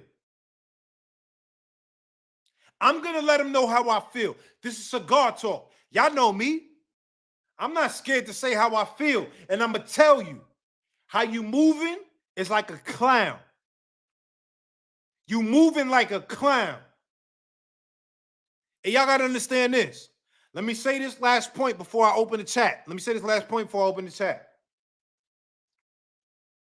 I'm going to say this last point before I open the chat. Y'all got to understand this. We are fans of boxing. All of us in here, all 200, 300 people in here, we're fans of boxing. But we real niggas. If you come here disrespecting me, talking about bananas and monkeys, niggas is going to put hands on you. hands and feet on you. You're going to run into the wrong guy that's not playing like that. I just need Teofimo Lopez to understand. Everybody is not playing like that. All of the yo, it's you know what I'm saying? I'm trying to get a fight. Everybody is not playing with you like that. And I just need to let him know that. I need Teofimo Lopez to understand that. It's real niggas out here that's going to put hands and feet on you for talking like that. And when I see Teofimo Lopez, I'm going to address how I feel. I'm going to address how I feel. We not having that.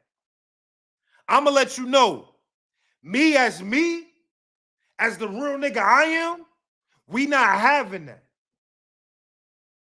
I don't care about no boxing. It's not about the ring. It's some shit bigger than the ring. Some things are bigger than the ring. And this is one of them times. You're not going to sit up here and call black people monkeys and all of that. We're not doing that. We're not doing that. So I'll tell y'all right now, everybody in this Cigar Talk channel, when I run into Teofimo Lopez, I'm going to address it. I'm going to address it.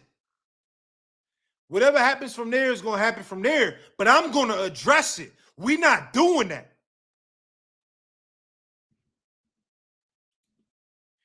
Those are fighting words. Teofimo might give you hands, Najee. Salute, King KO. King KO, I'm going to let you know this. Anybody that play about me, bro, I'm from Jamaica, Queens, boy. It's a lot of niggas that don't play about me, bro. I'm just letting you know. I understand. King KO, I understand. But I'm letting you know. Boxing is one thing. But real life is another thing, bro. This real life. You're not going to sit up here and call my people monkeys and think that's cool. That's not cool. We not doing that. We not doing that. So when I see Teofimo Lopez, I got to ask him the temperature. I got to ask him the temperature. I got to check the temperature. And he needs to understand, like I said, it's not just me. Like y'all seeing just me on this live. It's just me on this live. When I step outside, it's 10 niggas with me that's not playing that. We not playing like that. Show some respect, bro. That's what I'm saying. Show some respect. We got to check the temperature because I don't like that. All that bananas and monkeys, and we not doing that. That's an issue for me. I'm from Jamaica, Queens. That's an issue for me. I don't want to talk to him on the interview. I don't care if he don't want to do another interview. I don't care. We don't got to talk again. That's an issue for me. You ain't going to be sitting up here calling black people monkeys and think that's cool. That's not cool. So we got to address that. And last thing, all right. We getting off Teofimo. Last thing before I open the chat up.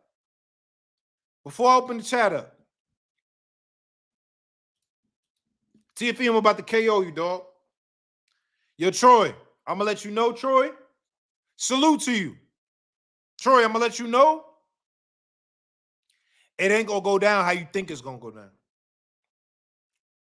I'm going to tell you straight up. It ain't going to go down how you think it's going to go down. It ain't like that. My niggas, I'm just trying to tell you, my niggas, they don't box. They in the street. Niggas ain't trying to put no gloves on. When it's real, we don't do disrespect. We don't do disrespect. We don't do that. So I'm just letting you know that. Maybe he could put hands on him if we box. He's a professional boxer. I'm not boxing, bro. We got to have a real conversation. I'm not with that banana shit. We don't do that. We don't do that. And respect the Bud. I hope Bud never gives him a fight. You don't get rewarded for trying to talk some racism shit. You don't get rewarded for that. So that's all I got to say about Teofimo Lopez. When I see him, I want to have a conversation with him. However he feels from there, it's going to be what it's going to be. But I would like to have a conversation with that brother so I could let him know it's people that do not respect what he's doing and that are angry by the words that he's using. And you got to be held accountable. You have to be held accountable. And I'm letting y'all know that right now. Cigar talk. Big cigar talk energy.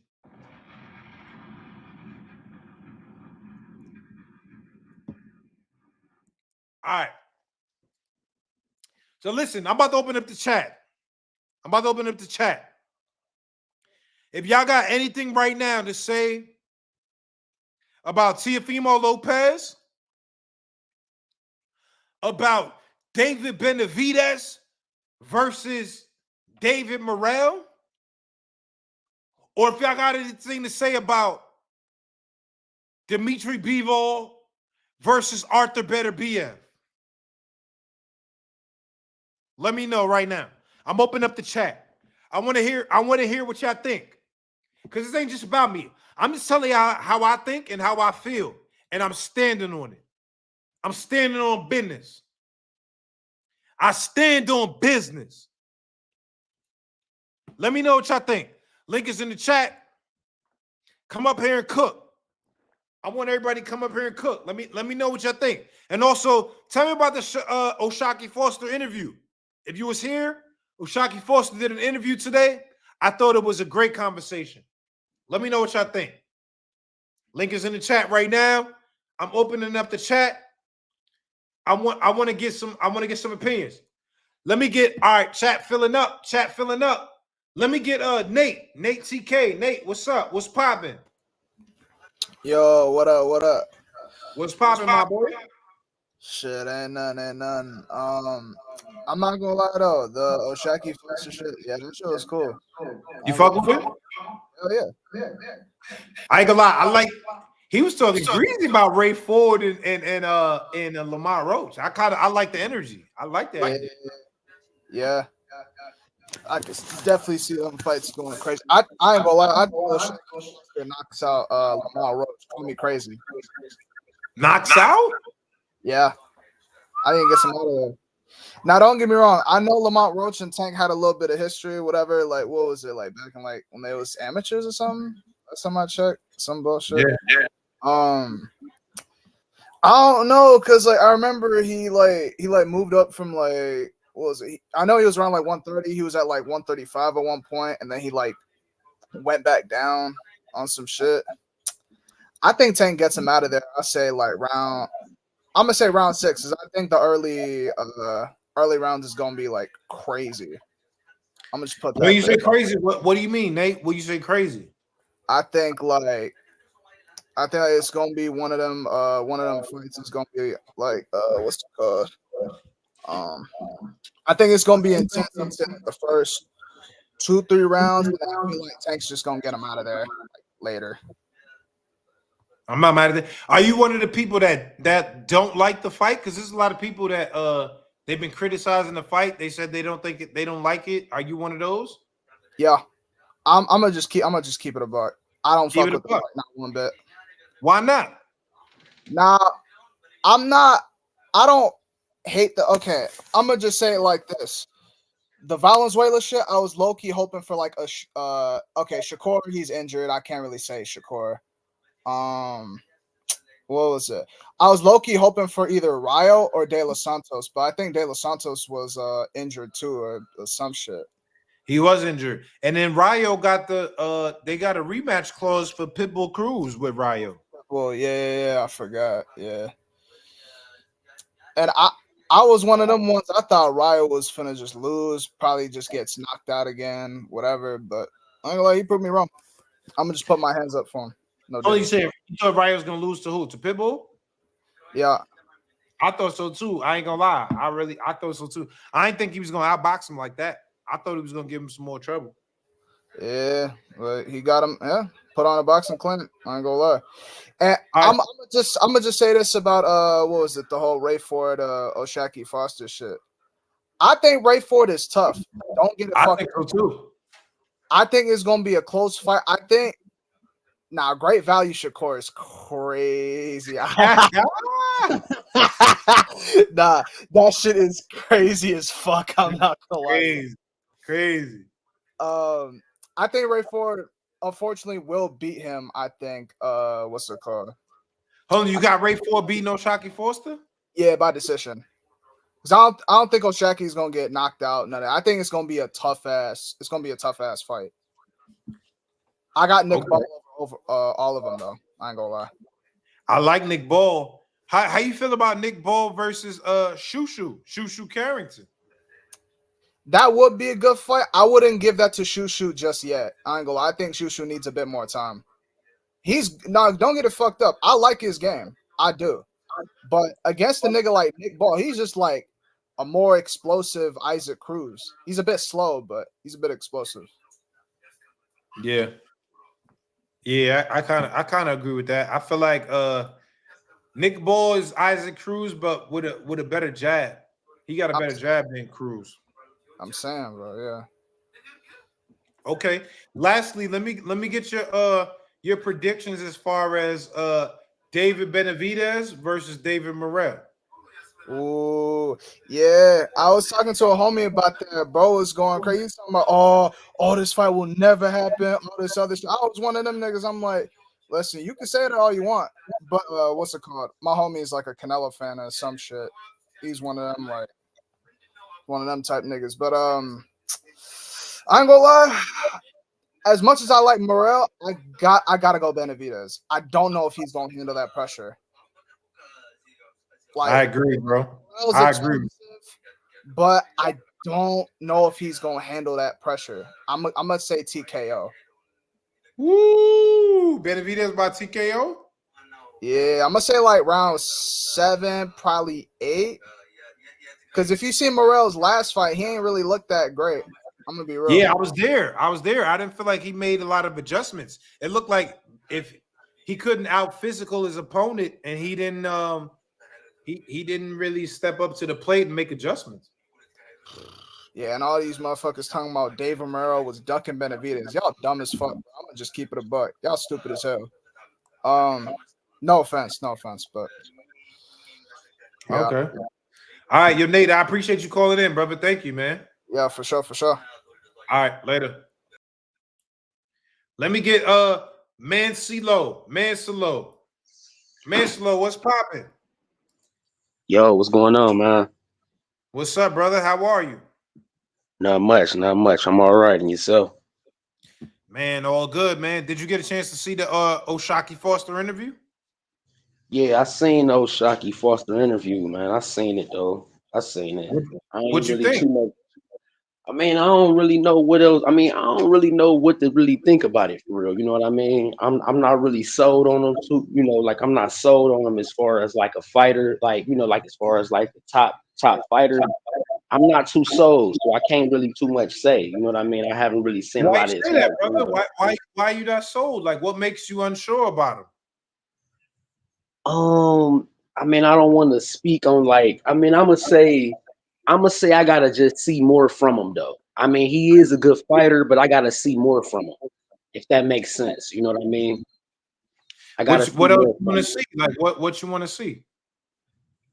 I mean, I want to see him fight some. I mean, I gotta see him get in the ring though. With you know, I mean, with like a top contender at least. I mean, he ain't really fought nobody for real. I mean, you know.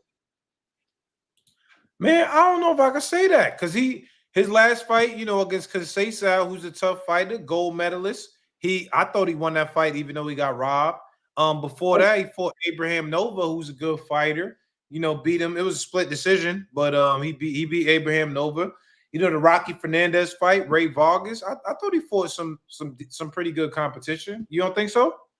I thought the Conceição fight was good. I mean, and then I did think though that he won in that fight, but the Abraham fight, I don't know. I don't know. I mean, that's just my opinion. I mean, I can be wrong, but it's just from my eyes. It's just I don't really too much see. You know what I mean? Like I could be I ain't wrong mad at though. you. It's just my I ain't opinion. mad at your opinion. I ain't mad at you. Yeah, I could be wrong though. I mean, but I mainly came on here for real because I really wanted to know, like, how do you feel about the Tio and Tank fight?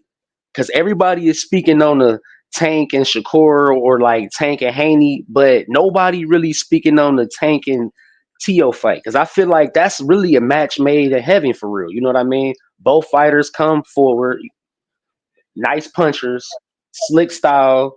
How you feel about that?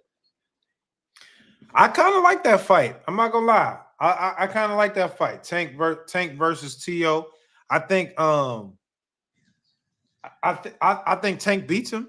You know what I'm saying? Based on what I saw from Tio, man. Tio's very inconsistent, man. I watched that Steve Claggett fight. I was not impressed by how he was boxing. I was not impressed by when he got pressured. It felt like he didn't really handle the pressure in the right way. You know what I'm saying? Tank versus Teofimo Lopez versus Steve Claggett. I feel like when he started getting that pressure, we started to see like it ain't really look all of that. You know what I'm saying? And I'm like, if you're gonna step in the ring with Tank, who's a real pressure fighter that could box, that might not look good for you, brother. Right. Yeah, and then it also depends on what Teofimo is we gonna get. Because I mean, like you say though, he definitely is inconsistent at times and stuff like that. But I feel like though, if he had a great training camp and like the right coach, I think that'd be a nice match. But I don't see him overtaking Tank. But I see it being a great fight. But I think it'd be a bigger fight after it's all said and done. If he was to fight Core or like a Haney, though, I just think that after it's all said and done, that'd be a bigger fight. I feel like. Because the thing is, I think it's a bigger fight after that, but I think he beats Teofimo based on Teofimo struggles to me with guys that are able to move their feet, right? Like we saw with Sandor Martin. Teofimo struggled against Sandor Martin. Arguably, he lost that fight. I mean, he won it. He won it in the eyes of the judges. But arguably, he lost that fight with Sandor Martin, right? When we saw the fight against Jermaine Ortiz, who was moving, arguably he lost that fight. And what we seen with Tank is a motherfucker. To be honest, if Tank respect your power, he gonna move. He gonna use that lateral movement. He used lateral movement against Ryan Garcia. He used lateral movement against Rolly. Tank, if he respect your power, we're going to see him use lateral movement and set you up. So, personally, I don't see Teofimo Lopez being able to beat Tank. I don't think so. Yeah, okay. I mean, like, you definitely did make some great points, though. And, like, I can see the same thing, but I don't know. I just feel like, though, I mean, if it's the right T.O. getting in the ring, because he got a great IQ. Like, I mean, it's similar to Shakur's style too. Like, I just feel like, I don't know. I mean, I could be wrong, but I would love to see that fight. I would just love to see it. I love to see it too. I ain't gonna hold you, man.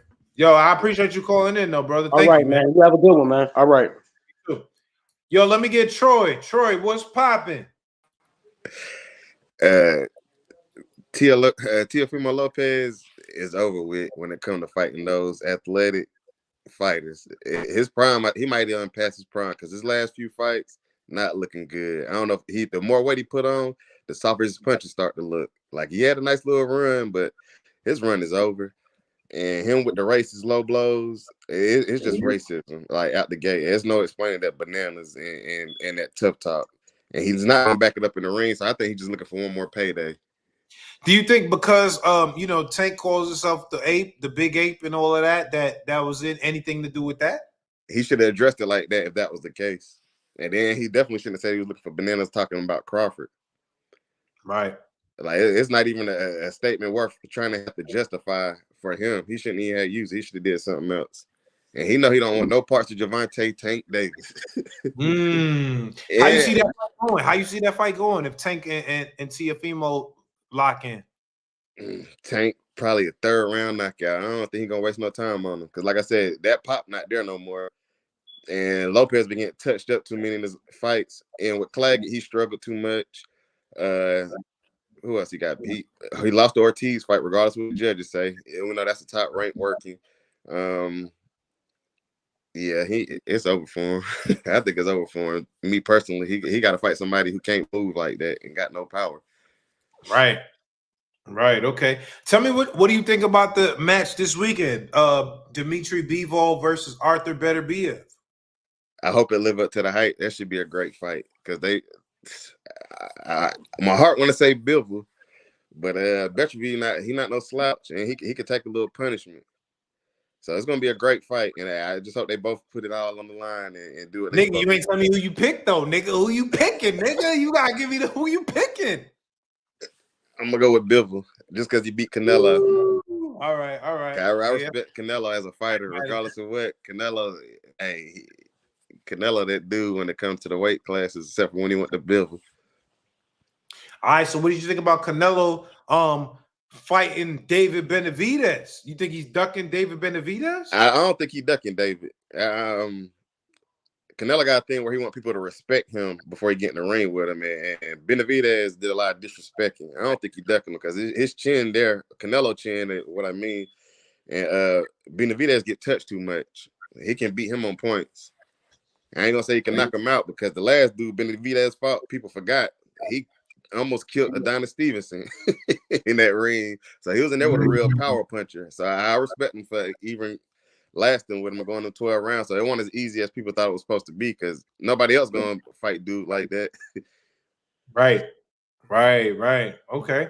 Nah, I respect that, man. Sorry, I appreciate you, brother. Thank you, man. Appreciate you saying thank you for standing up for us because hey, you tell how it's supposed to be and you speaking how we, you know what I'm saying? You're not trying to have friends, you're actually speaking from a strong black man perspective on all aspects. Yeah, so for sure. You for that, man. I'm gonna keep it real when I see Tio. I'm gonna keep it real, bro, because I don't like that. I wasn't feeling that. And I had to get back on here because I want the Troy that said he gonna knock you out because I don't believe it. I stand with you. Hey, I speak to him too, professional fighter or not. But as being a man, yeah, you say how you feel and don't let nobody feel like they can even play with you or toy with you, especially being a strong black man in America at any time. That they always try to push us against us. And I think if you got to resort to racism, that just shows how soft you are on the inside. You can't be a man's man and use that as a crutch. Now, if you want to fight him, just say how you feel. You want to fight Crawford? You want to fight Lopez? And I feel like I felt like Lopez ducked Devin. Devin Haney said they offered him a fight. And he did say that. He said Devin now. He offered him to fight and he ain't take it. Yeah, he said he wouldn't be ready. How you so tough? Crawford gonna kill him. And that's not even gonna be close. It might be a first round knockout messing with Crawford. Right, that'd be worth the expense. I promise you. Right. Okay. Yo, Troy, I appreciate you pulling up, man. Thank you, bro. I appreciate you for having me. All right, bro. Yeah. All right, yo, let me get fuck Canelo. Yo, what's fuck Canelo Alvarez? What's up with you, man? Every time I see your name, it just make me like, yo, what's up with you, man? Hey, what's up? Nah, I just had the name over from some other live. Yeah, pretty much I wanted to say this. I mean, there's so much to talk about, but Benavidez Morrell, I like that fight. I got Morrell winning. I think Benavidez is he's a bit overrated. He's been a weight bully. Hold on, So why? Whoa! Yeah. You gotta break that down. Why you say that? How you come to that conclusion? With the fight with Morrell winning. Yeah. I think it'll be late, like ninth round stoppage. What was that? You said Benavidez is overrated. Why are you saying that? Yeah, because he's been proven to be a weight bully, bro. Because that's just what it is. He's like good. His style depends on how big he is in the fight. That just allows him to come in because his offense is just sloppy, man. He's like, I don't get like the hype behind him. He's too open for shots. He just overwhelms people. but he's sizable when he comes in to win the fight. So that's why I think like Morrell should win that. He should knock him out like late, ninth round. I think Morrell has Wow. better power, better angles. I think he's like, the what people are calling like Cuban School 2.0. I think he's dynamic in even his movement. I think he moves better than David. I Benavidez, I mean, I can't agree with you, brother. I feel like when I looked at Morrell's last fight against Hot Rod, he ain't look like he was that guy, man. Hot Rod was kind of outboxing him. Hot Rod gave him some trouble. It looked like he didn't make adjustments to me. I don't know, man. I when I looked at Morrell's last fight, it didn't make me feel like he could beat David Benavidez. really. No, I think I saw that fight 8-4, but I think he still won most of the What, exchanges. 8-4 Morrell's Um, way? yeah, Morrell, yeah, for sure. I saw it 8-4. Even I ain't though gonna lie. he I ain't didn't, gonna lie. I gotta get you some contacts, my boy. I mean, yeah, that's your opinion, bro. I mean, this is what it is. We're gonna find out, So I'm glad that the fight's happening. It should have happened at least. I would have wanted Morrell to stay 168, but They said January. what was it? I think they said the fight will be in January. Yeah. Well, yeah, it's still a long ways out, but at least the fight's happening. I wanted to see that fight at 168 when the offers were being thrown out there. But it's a great fight. At least it'll happen. So that's what all I'm care about. At 175, I mean, yeah, things might change, but I still think Morrell, is gonna edge him out. But we'll see. Yeah, Regardless, they saying you Benavidez. on that. They saying you Huh? on that fentanyl in the chat. In the chat, they saying you on that fentanyl. Fentanyl? Yeah. Why? Because of my picks? Yeah, I guess so. That's what they saying in the chat. I don't know. I'm posting the pit. I mean, I guess that's my business. It's just All right, people are free to disagree, bro. It's all good. I'm not worried about it. I respect your opinion. What you think about Bivol and Beterbiev? Me, I got Bivol for a lot of reasons. It's gonna be a tough fight. It's an uphill battle. I want to see them. I think it's gonna be a scrap. I think. Damn, nigga, what the fuck, nigga? You was just explaining your whole shit, my boy. What happened? Let me get body work boxing. What's popping? What's going on, Najee? What's up, my boy? How you living, babe? I'm doing good, man. I'm doing Man, good. talk to me, man. How you feeling about the topics of the day? We got Benavidez versus Bivol. We interviewed Oshaquie Foster. We got Teofimo Lopez clowning, and we got David Morrell versus Benavidez. First, I want to give you a salute, man. I was sitting here watching. I said, man, I'm just going to enjoy the show. But you got to applaud what you're doing, especially starting with the Teofimo situation. Because I see a lot of people taking the high road. Like when it first came out, I said, yeah, we could take the high road. And I'm a T.O. fan. You know what I'm saying? At heart, I was a T.O. fan. But it's like I can't really allow him to get away with that and not say anything about it, because the insinuations, and we don't need that. You know what I'm saying? I come from a military background, and we didn't do that. Like we didn't. At some point, you don't look at that. Especially in the sport where you won the nationals with Boots. So why you don't have that energy with Boots? Why you don't have that energy with Keyshawn? You see, he used certain things. So, and then people try to say, oh, you think it's because of Tank using the ape? It's like, no, but why is he doing that with Bud? It's like you try to justify it, but this is what I really think. I really believe that he's trapped, because the speculation about his contract, right? And then it was said that he didn't want to fight Devin. It was said that he didn't want that Norman smoke.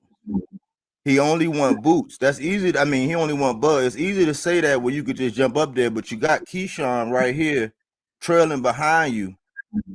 You don't got nowhere to go. And so it's like you can say these things to try to agitate giving somebody a fight, but saying those things to me mean you don't really want the fight. You know what I'm saying? It's better ways to make that fight. So I said, man, until T.O. start talking right, deep down, I like him, but I can't tolerate that, man. I can't tolerate that talk. So I salute you for using your voice and where you're at to say this, because a lot of people are trying to act like, because if the shoe was on the other foot and we said those things, people wouldn't be so passive about it. You talking that talk. You talking that talk, body work. You talking that talk right now, bro. So, you know, I don't want him to overshadow everything. I appreciate that. But Oshaquie. Hold up, before you get into that, you got gloves on? What the fuck? Like you in the Matrix? They say you in the Matrix background. What is that? What is that? That shit Yeah, look how like the gloves. I can't divulge, you know. You know what I'm saying? I like that. I like your style though, B. I like your I style. appreciate it. Yeah, You know we talk, man. You know we talked on H Money joint. You know you talked to me a couple times. You know what I'm saying? We done this. Yeah. As far as Oshaquie, man, it was good to see that side with Oshaquie, man. I don't know if I missed it, but the emotion he had on his face, man, when they rendered that decision, I was like, see, this is why people go back to the hood and straight snap, because it's like in life when you do everything right, you get to that point and then it's out of your hands. So I was saying, man, listen, don't leave it up to the judges. You know what I'm saying? Like, so take it out. And he said what he said, what's understood don't need to be explained. So I get that, but I wanted to hear about what was going through his mind when they said that and how he held it together. I asked him that in the beginning, and he was just like, yo, I was just confused. He said he was like, I was more confused than anything. You know what I'm saying? Like, I felt like I won. He's like, you know, I felt like I did enough to get it. But he said, you know, he was like this. He said when he rewatched the fight, he felt like there was spots where he could be more aggressive and just do more. So he said in this next fight, he's going to address that and make sure that he's doing more. He's doing more things to make sure he gets it in the eyes of the judges. Yeah, and he can do it. I seen him when he went over to I think he was over there at Riyadh. It wasn't Riyadh season at the time, but he went over there. He had showed he can do it. And then when he went down there in my man backyard and he just waited and he turned it on at the end, I'm like, man, turn that on in the beginning, man. You don't get paid for overtime. But Rocky Hernandez fight. Yeah, Hernandez. But with him, man, I wasn't really, him and Ford wasn't on the radar always. I seen something going on between Ford and Shushu at one point. Mayweather? No, Ford. Oh, Ray Ford. Ray Ford. Ray Ford. On and Twitter, Ray Ford and Shushu. Ray Ford and Shushu was bumping, you know, because it was around that time when the Nick Ball and Ray Ford was going, like right around that time, and then Nick Ball won. But I was really wanting to see Shushu and Nick Ball. But I think all them guys with the Hector Garcias and all these guys at 130, they all gonna have to fight each other. You know what I'm saying? That's the thing. So Bivol, I got Bivol. You know, I got Bivol. I know a lot of people pulling for Beterbiev, but I got Bivol, man. Why you got him Bivol? Why?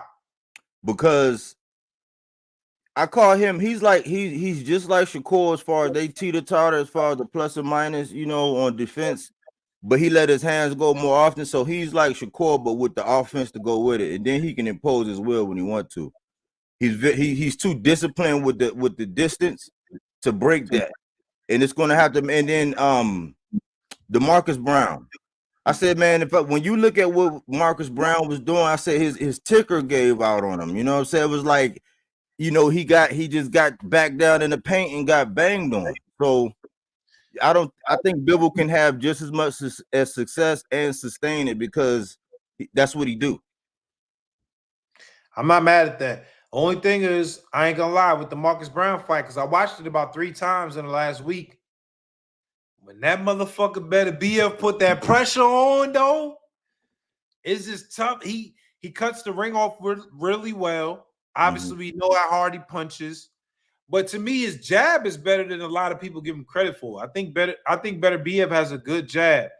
You know what I'm saying? So I think he's really good at cutting the ring off and putting you in the corner. And then once he puts you in the corner, you know he gonna do what he do. So it's 50-50 for me, man. I go back and forth. I think Bivol, and then I watch tape, and then I'll be like, damn, maybe Beterbiev might get him. It's hard to say, brother. It's hard to say. Yeah, I don't think anybody either way. You can't get mad at somebody picking whatever side. I don't think it's gonna be much outrage, depending on who the verdict is, unless somebody gets straight knocked out. You know what I'm saying? Straight up like flatline, but it's a pick 'em fight. And then I want to salute the two Davids for getting it on, man. When we like a couple weeks ago when we thought we were going to get it, so many people came out and said, no. I said, man, are we boxing fans or not?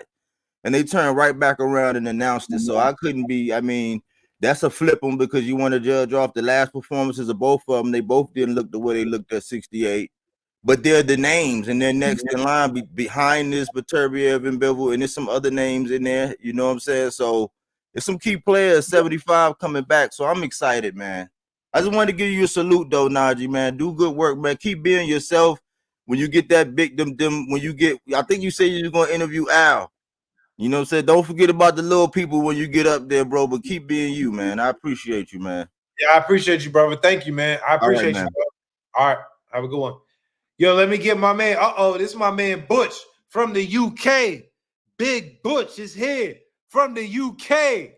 Yo, Butch, what's popping? Well, go on, blood. Well, go on. Najee. Yo, Butch, I can lie. You one of my favorite niggas on this shit, Butch. What's up, man? Najee the building, What's good, Najee, man? You're always looking fresh. He's giving a lovely batch of, you give me high frequency, you know what I'm saying, fam? You're never down, you know what I'm saying? I know you most probably got things going on in your life, but you don't let that overshadow your work, man. I love that, man. You're always happy, brother. Yo, Butch, how you feeling about, because there's a couple things I want to talk to you about, man, because I love your perspective. I think you give a really refreshing perspective to this boxing game. I want to ask you a couple questions to get how you feeling. First, let's start with Beterbiev and Bivol. How you feel about that? See, it's very interesting. See, first of all, you said you're going back and forth with it. So, first of all, it's very interesting to hear the people that are going with Bivol. You know what I'm saying to you? They always talk about his defense, this and that. You know what I'm saying to you? But when you ask them, what can he do to win the fight? They always give you one way, one answer only. He has to outbox Beterbiev, but they don't realize that they don't really study the background of Beterbiev, the Chechen, Russian beast of a man. This guy's got sledgehammers in both hands.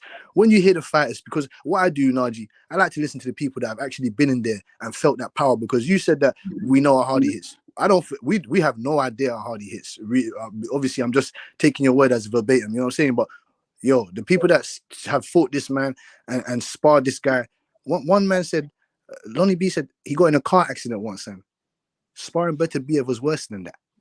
Andre Ward, Chris Algieri said this man, Andre Ward said Beterbiev is a very hard man, dense, hard man. Pause.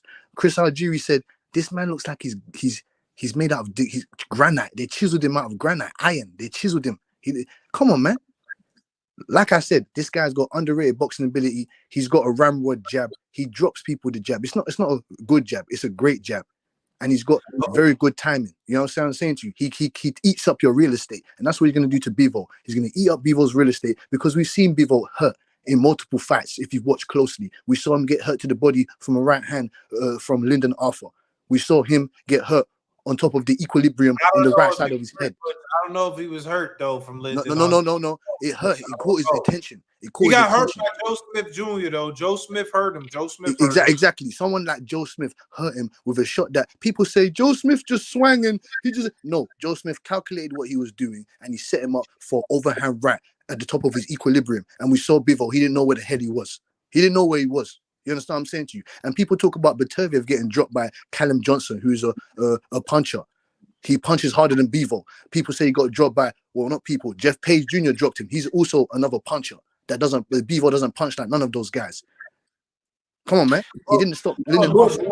What about Beterbiev's distance though, Butch? Come on, he got one of the best jabs in boxing. He got the distance. You don't think he gonna give Beterbiev some trouble? Of course. I'm telling you that. Well, my estimation of this fight is that he will lose a couple rounds early on, and then the avalanche is going to start happening, and then the volcano is going to erupt, and then we're going to see let's see if he can control that distance in the 9th to 10th, 11th, 12th championship rounds. Because I told you he's going to get to Bivol, and once he does, it's going to be a sad night. I'm telling you, Bivol's coming to the fight with frying pans attached to his frying pans. This guy's coming with double barrel shotguns on each arm. So what do you think is gonna win? The guy with 2 frying pans or the guy with 2 double barrel shotguns on each arm? All right, but you only talking about hands. What about the feet though, Butch? He's got excellent feet. What he's got better feet work than Beterbiev. No. It's not far off. It's not far off. First of all, he knows about you don't understand. Didn't you hear what he said? I know. I seen style in amateurs. I've seen style. He's seen that already, man. He's seen the style. He brought in a trainer to come and show the Soviet weaknesses. That's what I'm saying to you. You lot need to go and do your research, man.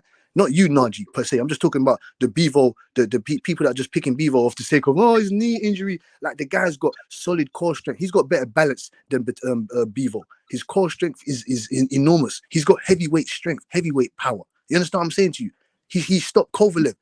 Kovalev had to go wear rib protectors in training because this guy's hitting so hard. I'm telling you, man. All right, hold up. What about, like they said, root exposure says, what about that knee? He had knee surgery. What about that? Oh, Butch. Yes. Well, to me, did you see him skipping in the workout? Did you see him doing? He's doing handstands with his forearms. With his fucking fingers in his hands, and he's doing push-ups. The knee looks credible to me because if he does lose, which I do not think he will, I'm not gonna come and use that as an excuse. He signed the contract. You heard what he said. We'll see. He's ready. This guy, listen, like I said to you, Najee, this guy's just special, man. These guys are special fighters. Special. These guys can do these type of injuries and come back quick, man. We've seen LeBron James twist up his ankle. We've seen Kobe Bryant he's in multiple injuries. He's Terrence Crawford. All these guys, they have multiple injuries, man. No one goes into that fat ring 100%. What about Bivol's injury? What about his injuries that his alleged wife is speaking about? What about his injuries? What about those? His back, his hands. I ain't like that. I ain't like that his wife was saying that, man. I ain't like that, Butch. Neither did I. But this is the fight game that we live in, man. This is the fight game, man. This is how it goes, Najee, man. You get me? Cracks and holes will be, you know what I'm saying? It will be, you know.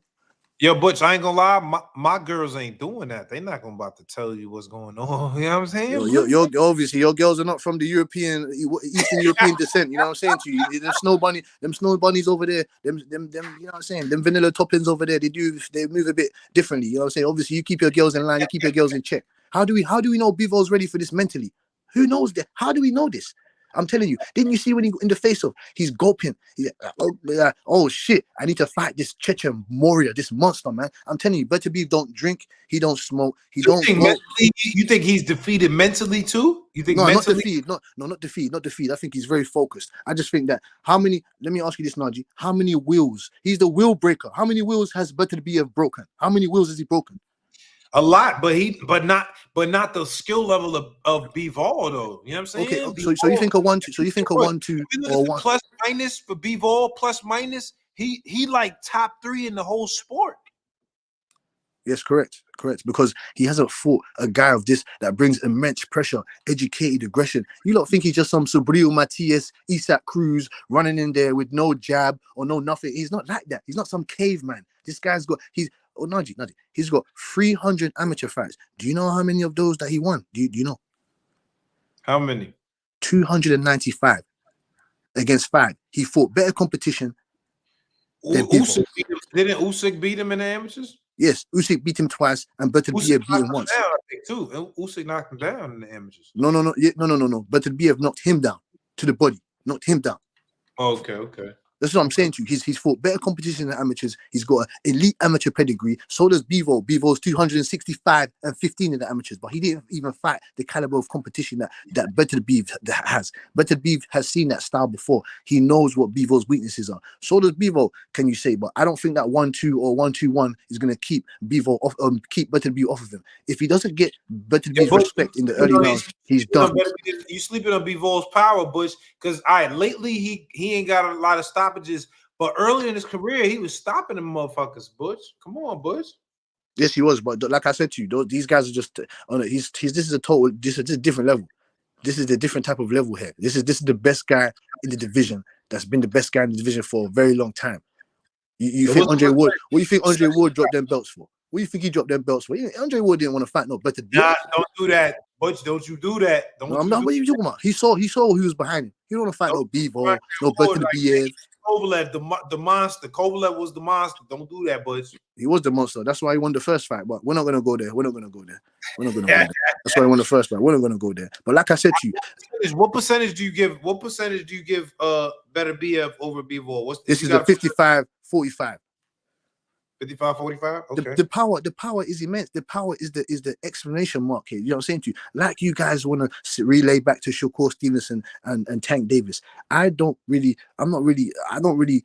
gravitate towards the style of Tank Davis because he doesn't do what Beterbiev does. He does hunt and stalk prey guys, but you know what I'm saying to you, he likes to sit back. He'll wait for you to counter, set up traps. You know what I'm saying to you? Beterbiev's going in there to tear your head off straight away. You understand? Beterbiev will go through the front door. Tank will disguise his power.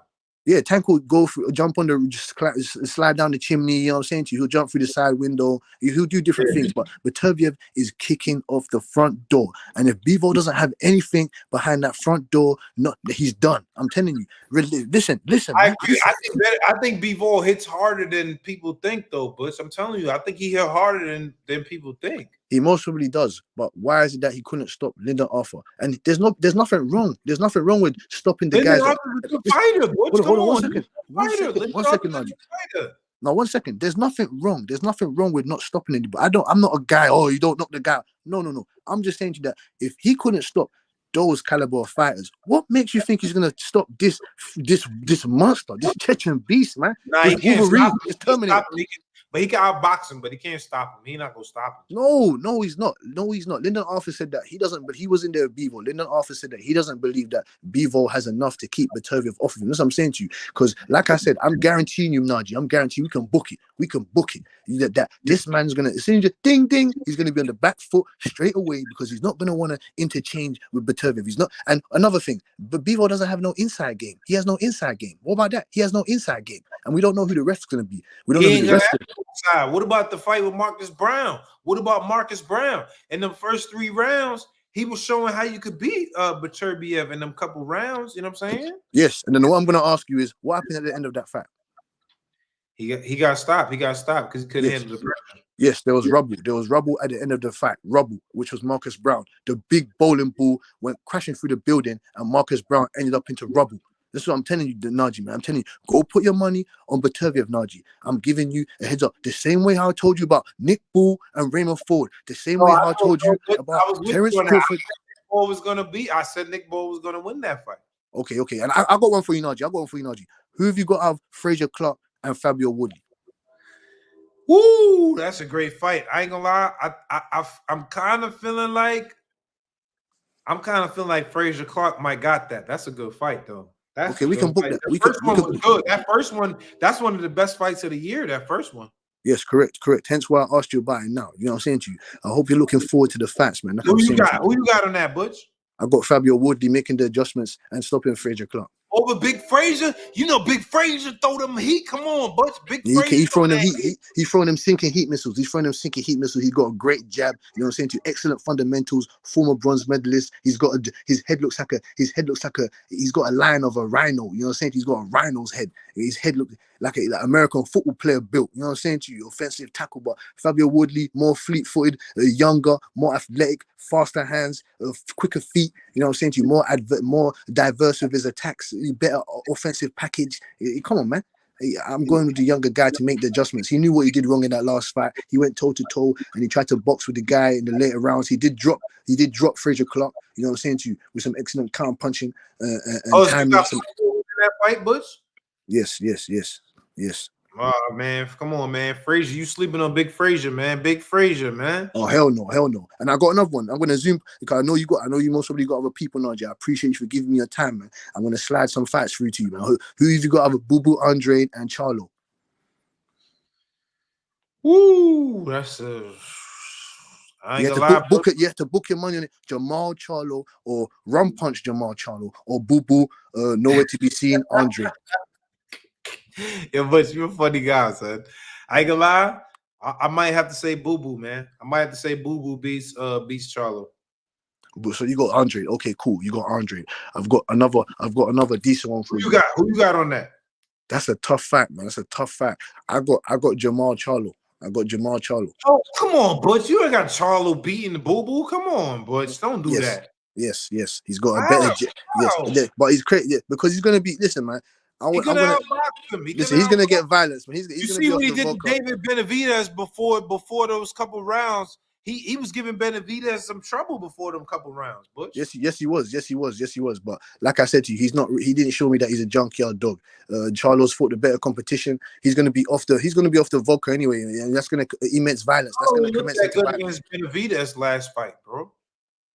Benavidez, yeah, and hold on. I told you, hold on. Let me get back to that, Najee, man. David Morrell and Benavidez. I got Morrell, man. Like my man said that who was on here earlier.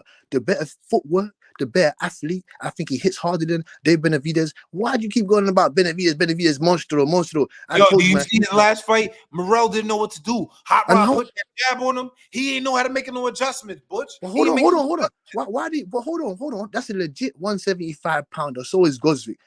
Good wins by both of them. But hold on. Hot Rod is not given the same looks that he doesn't have the same dimensions that Benavidez has.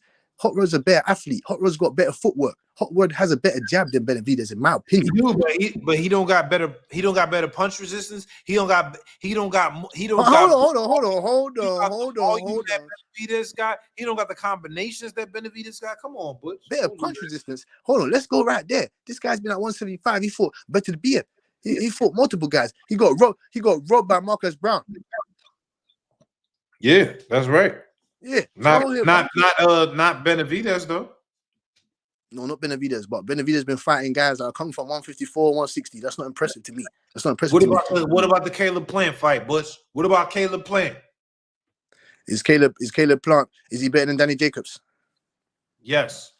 Caleb Plant's better than Danny Jacobs. Yes. No. Those wins, no. He doesn't have the better wins, and you know that, and you know it.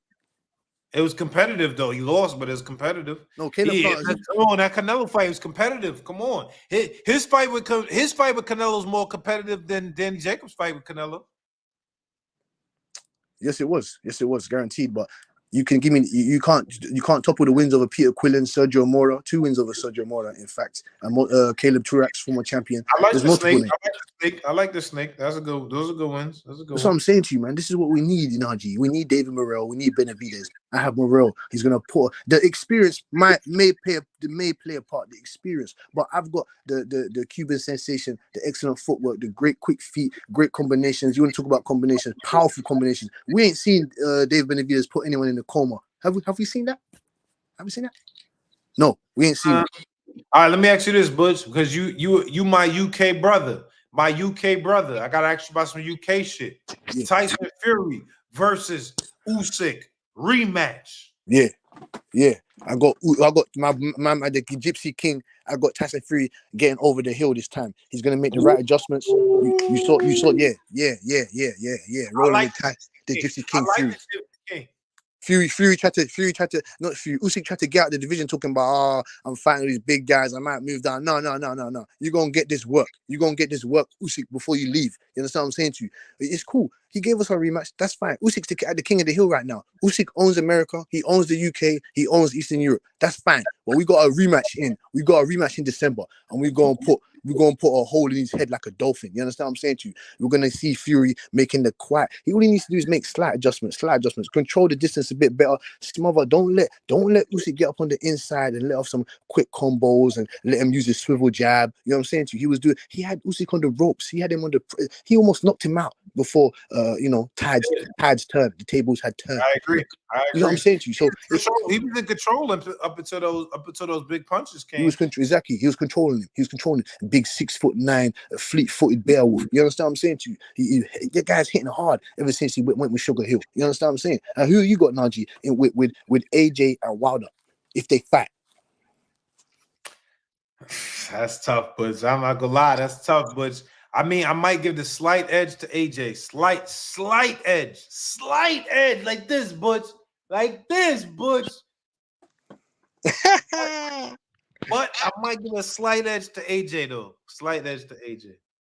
And AJ got his ass whooped by my guy. What's his name? Daniel. What's the nigga name? What's his name? Daniel Dubois. Daniel Dubois. Yeah. He got his ass whooped, Butch. He got his Come ass on, whooped. he got his ass He whooped, got his Butch. ass. He did get his ass whooped. He did get his ass whooped. But you know how it goes, man. In this treacherous world of the heavyweight division, one shot can take you out of there. Look at your boy Jared Anderson, man. Where's he at? We want a piece of him. Where's he? All right, Where's he at? come on, Butch. Bacole is a different monster, Butch. Who you got in Bacoli and Bacole is Caballel? a different monster, though. Who you got in Caballel and Bacoli? Caballel and Bacoli. Bacole. Yes, Bacoli all day. Bacoli But all day. you know who's gonna beat Bacole, Butch? You know who's gonna beat Bacole? Who's that? Big Bang Jang. Big Bang Jang. No, is no, gonna beat no, Bacole. no, I'm telling no, you, Butch. no, no, he's not. Let me tell you why. Bacoli's a bigger, stronger, faster version of Zhang. You understand what I'm saying to you? Zhang's not gonna know what hitting. Zhang, what's Zhang gonna do with the accumulations? What's he gonna Joseph Parker? What's he gonna do? One is Bacole jab ain't like that. He What? ain't like His jab ain't like that. He got hooks and uppercuts. His jab ain't like that. Big Bang Jang gonna throw that jab, get the distance going. Come on, Big Bang Jang gonna knock out Bacole. I'm telling you. Okay. No. Incorrect. Let me give you this. Why is it that he couldn't really, before Wilder gave him, he was having problems with Wilder. He was getting caught with tagged with the right hands from Wilder. Wilder didn't have no spice at the end of the punches. But someone like Bacole doesn't even need full extension. He doesn't. Faster than Jang, Butch. Naji, he doesn't need full extension. He doesn't even need full extension to let off his shots. You see the small uppercuts that he was giving Jared Anderson, the small little uppercuts. And the Zhang ain't moving his head off the line like that.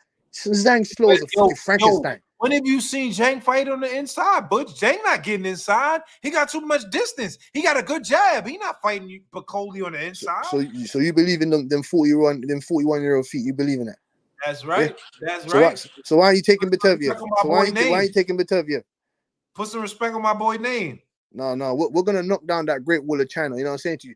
Wilder had the chance to do it. You know what I'm saying? It didn't work. But we are gonna knock down that Great Wall of China, dog. Trust me, Naji. Trust me on that one. I believe it. And I'll give you this. Let me give me your sights on Errol Spence and Fundora. Yo, I ain't gonna lie, Butch.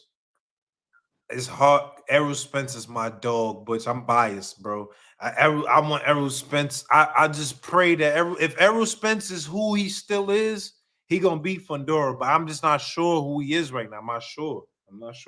Oh shit, that's like a train. Just a train crashed into the brick wall, man. Waiting to happen, Naji, man. I'm not sure. I'm not sure who he is, Butch. I'm not sure. Based on the last fight, I can't say who he is. But if he's still Errol Spence, he gonna beat Fundora. Because I ain't gonna lie, if Tim Tszyu ain't get cut, Tim Tszyu would have beat him. See, why do people? But why? See, Naji, why do people say this? It's a 12-round fight.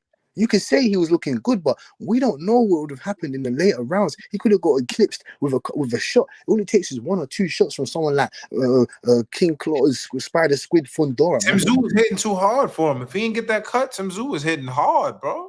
Tim Tszyu hitting hard. Okay. Fair enough. And he's got a fight coming up, Bakram Mutuzaliev. You think that's a war right there? That's another Chechen beast, Mutuzaliev. Tim Tszyu might not even come out of that one unscathed. Mutuzaliev, big power puncher from Russia. He's bigger than Tim Tszyu. I think he hits harder than Tim Tszyu. You know what I'm saying to you? He's looked more comfortable at the weight, in my opinion, in Tim Tszyu. But Tim Tszyu's fought the more credible opposition. Tim Tszyu's a better counter puncher. Tim Tszyu's got excellent timing. Tim Tszyu is very underrated athletically. You know what I'm saying to you? He's a better athlete when it comes to someone like Mutuzaliev. But Mutuzaliev, he's a sturdy opponent in the division. This is a 50-50 fight. Before we wrap up, Madrimov versus Bobuchuk. Butch, who you got? I've got Madrimov. He's another guy. He's a bit too explosive. You know what I'm saying? The angles will disturb Bohachuk. He's not going to be there to be really hitting. His feint game is very economical to me, but he caused Crawford problems with the feint, but he was over feinting a bit too much. You know what I'm saying? He just had the bait out for too long. You know what I'm saying to you? Missed out. I agree. You know what I'm saying to you? So, but he's got excellent. He's got excellent vision also. He's got good awareness, good anticipation. He's got a strong base. I like the way his rhythm, his tempo. He sets his tempo very nice. It's going to be hard for Bohachuk to try and work out Madrimov because he's not going to be the faster guy in there. He doesn't have the faster hands. He might be the bigger puncher, but he's going to have to try and set up Madrimov, try and walk Madrimov into something, or he's going to have to impose his will. Same thing with like a Beterbiev and a Bivol. Big puncher still. I think Madrimov is a bigger puncher than Boachuk. And I Oh, like no, sir. Boachuk. Boachuk is more volume than hard punching, Butch. Or possibly. Well, we saw what he did to Virgil's nose. Look what he did to Virgil. He opened up like a crisp packet. You know what I'm saying to you? So he might open up. He opened up Virgil's nose. Like, who went to the hospital? Virgil or Boachuk? It was Virgil that went into the hospital. You know what I'm saying to you? So that's a very good fight. That's a very, very good fight. I like that fight. That's a tough fight. Tough fight for both men. Like I said, Najee, man, I appreciate you for giving me your time, man. Like I appreciate you, Butch. Like a lot of people in the chat said you cooking, man. They fucking with you in the chat, Butch. I appreciate that, Najee, man. Like I said, I like to come here, speak my mind with you Americans, you know what I'm saying? Some Americans, they hate what I say. Some Americans love what I say. But like I said, I love your country in general because you got elite athletes, you got elite sports over there, you got elite journalists like yourself, elite podcasters. So I like that, you know what I'm saying to you? I like that. I'm just trying to expand my knowledge. Big Tim Boski in the building. My nigga Butch. Yes, sir. What other projects do you have coming at hand, Najee, man? Let the people know, man. Because you know what I'm saying. We follow you very, very closely. We love the progress that you're making. What other stuff do you have in the making, man? We saw your work with Canelo. I'm gonna give you two things. I'm gonna give you 2 pieces of content that I got coming. First one, I got a couple of fighters that I'm gonna play in Undisputed. And we gonna get to it. I'm gonna record it, and we gonna get to it. Cause I'm that nigga, Butch. You know what I'm saying? My boxing IQ, Butch. You know what I'm saying? You don't want that smoke with me, boy. I'm gonna turn you off. You don't want that smoke with me, boy. I take all the UK fires. I take all the UK fires, and I'll put you in a suitcase and shove you down the river now, boy. We're gonna play that game. I'm gonna beat the shit out of you. What are you on P5? P5. Yo, I'm gonna beat the shit out of you. Big Timboski. Listen, you the Big Timboski. But you see that hat you got on? What hat you got on, Butch? That's from New York, Butch. You from New York, Butch. That's where I'm from. You ain't no cop, Jay Reed. Shit. Yo, Butch, you talking that talk, man. I appreciate you, bro. Thank you, man. Thank you. Thank you, Najee. Thank you. I appreciate you, man. Salute. Make sure you have a good evening, man. And salute to your family, man. Is your family well and healthy? Yes, sir. Everybody good. Hope yours is well, too, man. Thank you, sir. Thank you, sir, man. Thank you, man. All right, Butch. Later. All right, last one, man. Last one. Oh, that was Butch. Let me get Big Gucci Nick. Big Gucci Nick, what's popping? What's popping, gang? What's up, my boy? How the audio sound, my guy? All right, you locked in. What's going on, man? Talk to me. Yo, man. Shout out Najee, man. Look, yeah, man. Shout out Timboski, but he what you call a countryman's brethren, man. He will ride for his countrymen. But look, I'm with you, Najee. Big bang zang all day, baby. But Coley's that animal. But yo, there's only one thing to take care of a predator, and that's an apex predator, man. Shout out Big China. Yo, hopefully they make that fight. I want to see Zhang get a title opportunity, man. Cause look, he already old, but I feel like some fighters age like wine, man. Like the older especially a heavyweight, because the heavyweights age different, man. 40 on a heavyweight's probably like maybe like 36, 37. So you know he's getting close, but yeah, man, I think he's still an unstoppable force in the heavyweight division, man. Given an opportunity, but I just want to give yeah, man, yo, Najee, I just want to give my take real quick for the big super fight coming up Saturday, man. I just joined your stream, so I don't know who you got picked for that fight, but who you got? I got Bivol, man. I think Bivol is a master boxer. I think he's gonna be able to give Beterbiev trouble with the jab, with his foot movement, and it's a tough fight though. It could go. This is truly a 50-50 fight, but I gotta go Bivol, bro. Yeah, that's what I'm saying, man. I got Bivol too. But I was watching that open workout with Beterbiev, man. That motherfucker flexible as hell, man, for being like this. Bro, yeah, he was doing the push up with the fingers and the palms and the wrist. I was like, damn. And then he was doing some crazy flexing shit. I'm like, damn, for 40 years old, this man actually he's in impeccable shape right now.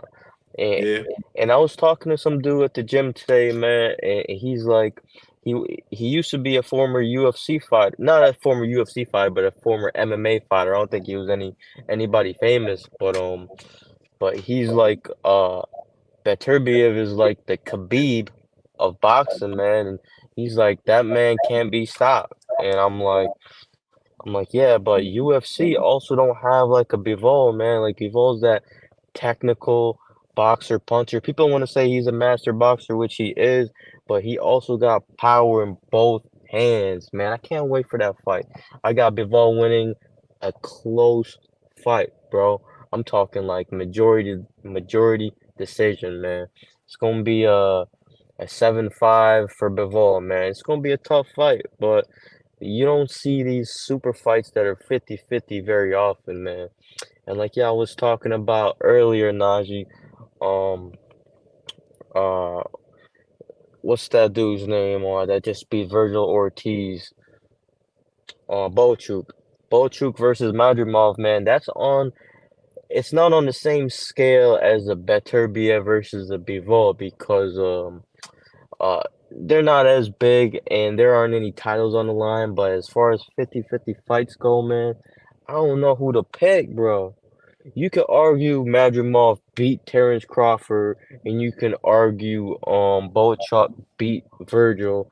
So it's like, yo, we got like if you want to be a real boxing fan, you can say, yo, we got both winners versus each other right here, man. In a way, they were the people's champ that night.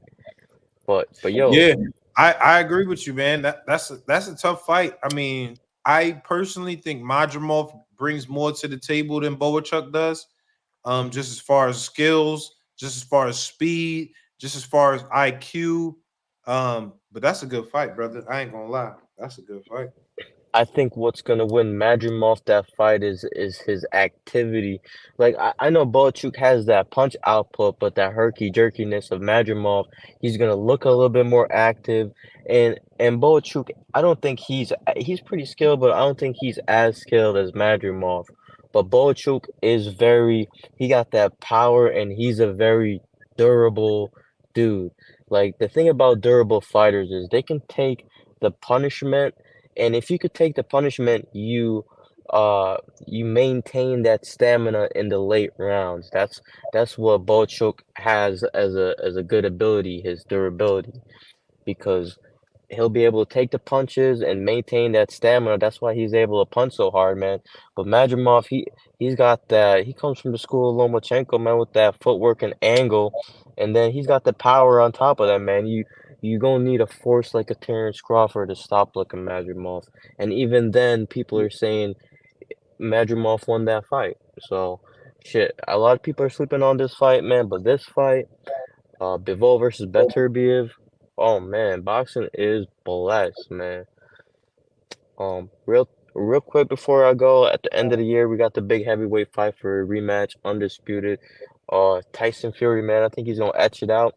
He was winning the first fight pretty easily, I think, within the first half until he got a little bit bored and careless, and then he got caught, man. Once you get caught by that shot, it could be real hard to recover, man. And I feel like he didn't recover properly. He kept getting hit, and Usyk, you know, at the end of the day, he kind of took over that fight. He took advantage of that opportunity he got when Tyson Fury got hurt, bopping him all over the ring.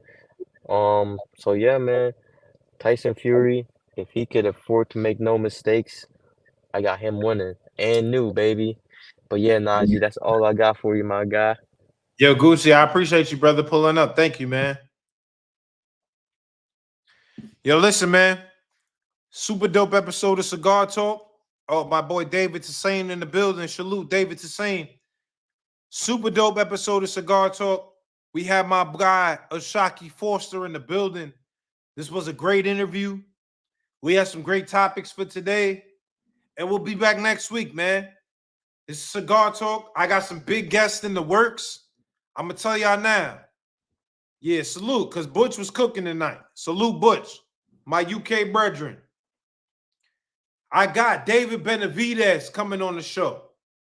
David Benavidez is going to come cook with us. So salute to David Benavidez on the live. And I got some other big interviews on the way. Not live, but I got some big in-person interviews on the way that we trying to make cook, man. So thank you. Listen, if you tuned in tonight, I appreciate you. If you left a comment, I appreciate you. Thank you very much, man. This is Cigar Talk Live. Tuning in. Make sure y'all sit with me. Hold up. Let me put my handle in the chat so y'all can make sure you follow me on Twitter. My Twitter goes up at Najee Chill. You know what I'm saying? Make sure y'all follow me on Twitter. My Twitter goes up, and I appreciate you. Thank you. If you pulled up, I appreciate you. If you left a comment, thank you very much. You know what I'm saying? And I'm gonna get undisputed tomorrow. Yo, Caleb, I ain't ducking no smoke. I'm getting undisputed tomorrow. Come on Twitter. I'm dropping my PSN. I'm giving any nigga that wants smoke, I'm giving the smoke. Salute my boy Big Chop. Big Chop in the building.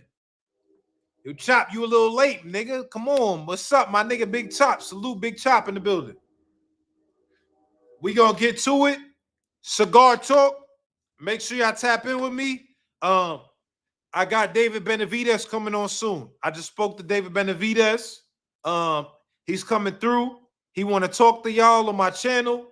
And let me know, man. Whoever else y'all think y'all want to see on here, you know what I'm saying? Let's do it, man. Undisputed. Salute. I appreciate y'all. Big Cigar Talk energy. We out of here.